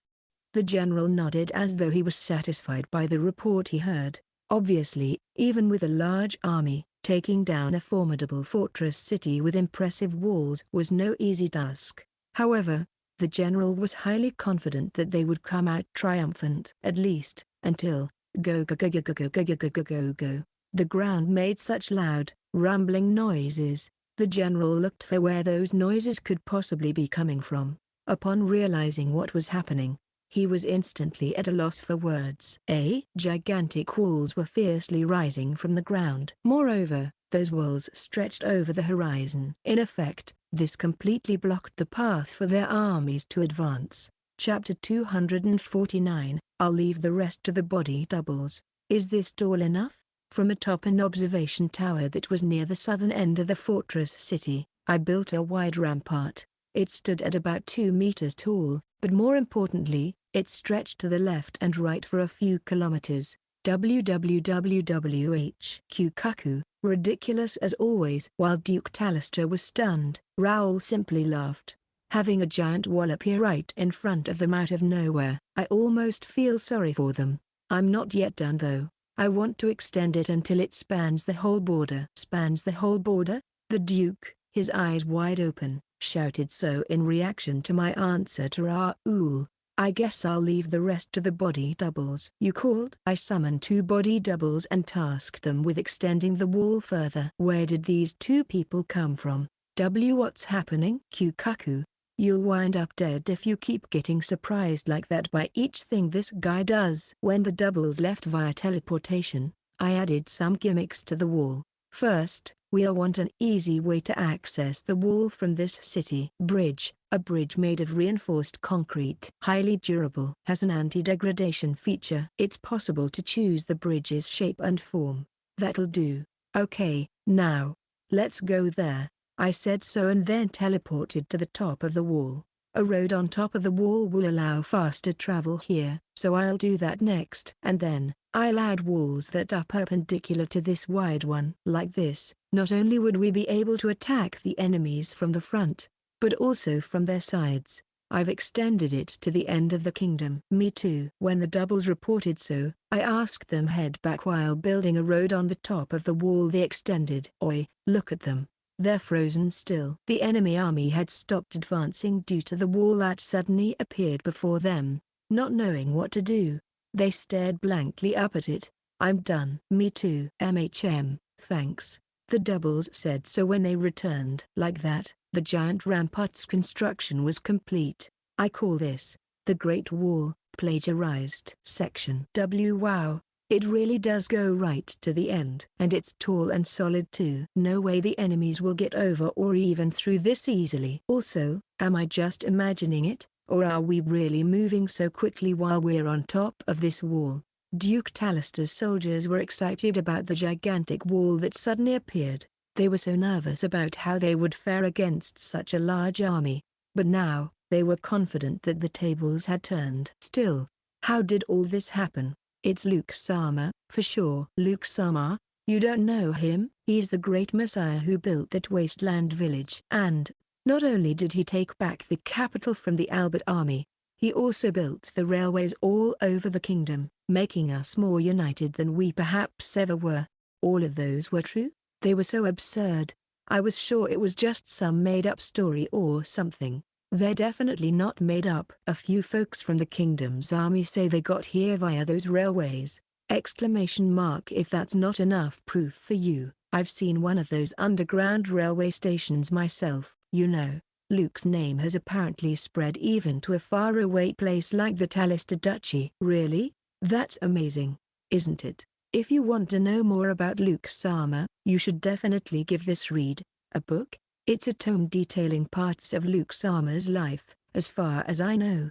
There are currently 2 volumes available. I can't wait to read the continuation. It would seem The number of his believers has increased as well. Section H. Horrible news, sir. We've tried looking for the end of this mysterious wall, but it looks like it spans their kingdom's entire border. That's nonsense. The general of the Bast kingdom heard a report so ridiculous, he almost fell down from his horse.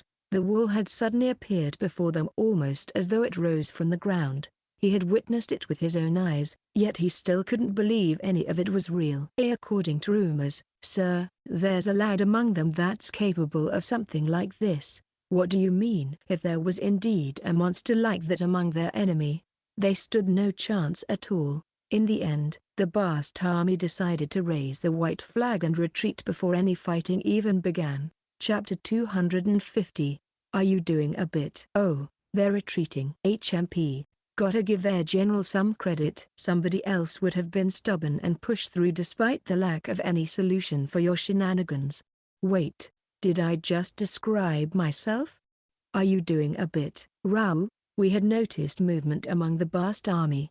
It would seem though that it was to turn around and return to their home kingdom. Anyway, I guess we didn't even have to deploy the kingdom's army. Oh well, we have the trains, so it's fine. But then again, it might be better to station them here for a while in case the enemy somehow decides to attack again. In the end, there wasn't any need to ask the lords for reinforcements. I might not have volunteered to be the commander here, but I sure hope I've accomplished that duty with this. You unbelievable. We've won without even fighting. As though still in disbelief, Duke Talister said so while his lips trembled. Despite being like that, I decided to entrust him with handling the rest so that I could return to the royal palace with Raoul right away. I quickly asked an audience with the king in order to deliver my report. The enemy army has withdrawn, Your Majesty. Withdrawn? Care to elaborate? I then gave a summary of what has transpired. Your Majesty.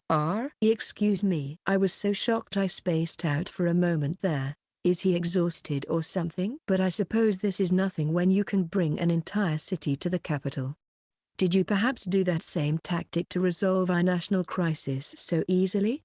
Well, this time, I just built a really long wall. By the way, one alternative I thought about was making a deep moat that could be confused for a valley. But then I thought about how it would restrict travel to our kingdom later on and decided against it. Moreover, I didn't want anyone to accidentally fall down there and die. At any rate, thank you for everything you've done for us this time as well. If there's anything I can do to repay this favor, you need but say the word. It's all right.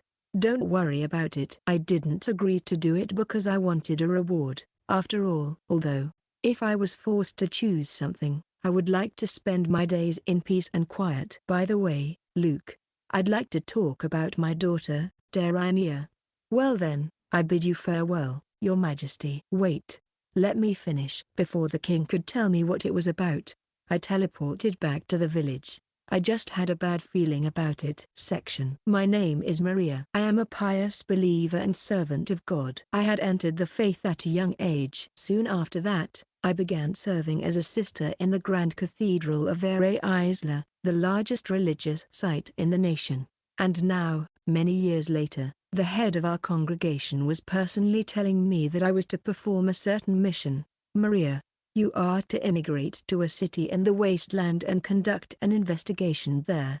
An investigation? Yes. We suspect that there might be an illegitimate church in there. An illegitimate church? It was my first time to hear such a phrase. After all, one couldn't call itself a church without first receiving the approval of our cathedral. To begin with, they wouldn't have a priest since everyone who has received their oracle gift was compelled to be believers of our faith. There's the chance that the city in question has gotten hold of an unaffiliated bearer of the oracle gift.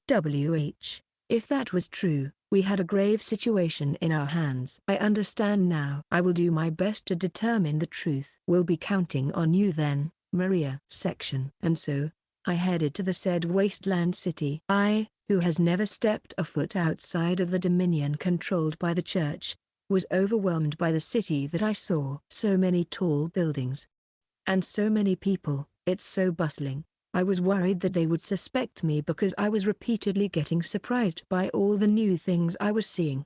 But since the other immigrants were pretty much acting the same, I ended up blending in quite nicely. Thanks to that, I was able to start my life in the village. Some time passed when I heard a certain rumor. Apparently, the maid of the city's leader, who prefers to be referred to as a village chief, was periodically gathering the residents somewhere underground. I heard that this gathering used to be held above ground, but when too many passing travelers attended it, they had it moved underground so as to not attract any unwanted attention. Definitely suspicious. Naturally, I immediately decided to attend that gathering. And in there, Luke Sama, Luke Sama, Luke Sama, Luke Sama, Luke Sama, Luke Sama, Luke Sama, Luke Sama. Yes, for Luke Sama is the Messiah of the world sent down here by the gods. No matter how I looked at it, they were definitely following a crazy doctrine. The one enthusiastically preaching such beliefs on the altar was none other than the mentioned maid, who was, for some reason, doing so while still dressed in her maid outfit. Spreading such false beliefs was a grave sin against the gods. This was absolutely unforgivable. I knew I had to report it to the church as soon as I could. However, I suddenly felt a tap on my shoulder. When I turned around to look, I unintentionally let out a hi. Fufafu. This is your first time here, right? Then, once the service is over, allow me to personally tell you about Luke Sama's magnificence. At that moment, the smiling maid looked as though she was the personification of an evil deity. End of Volume 4.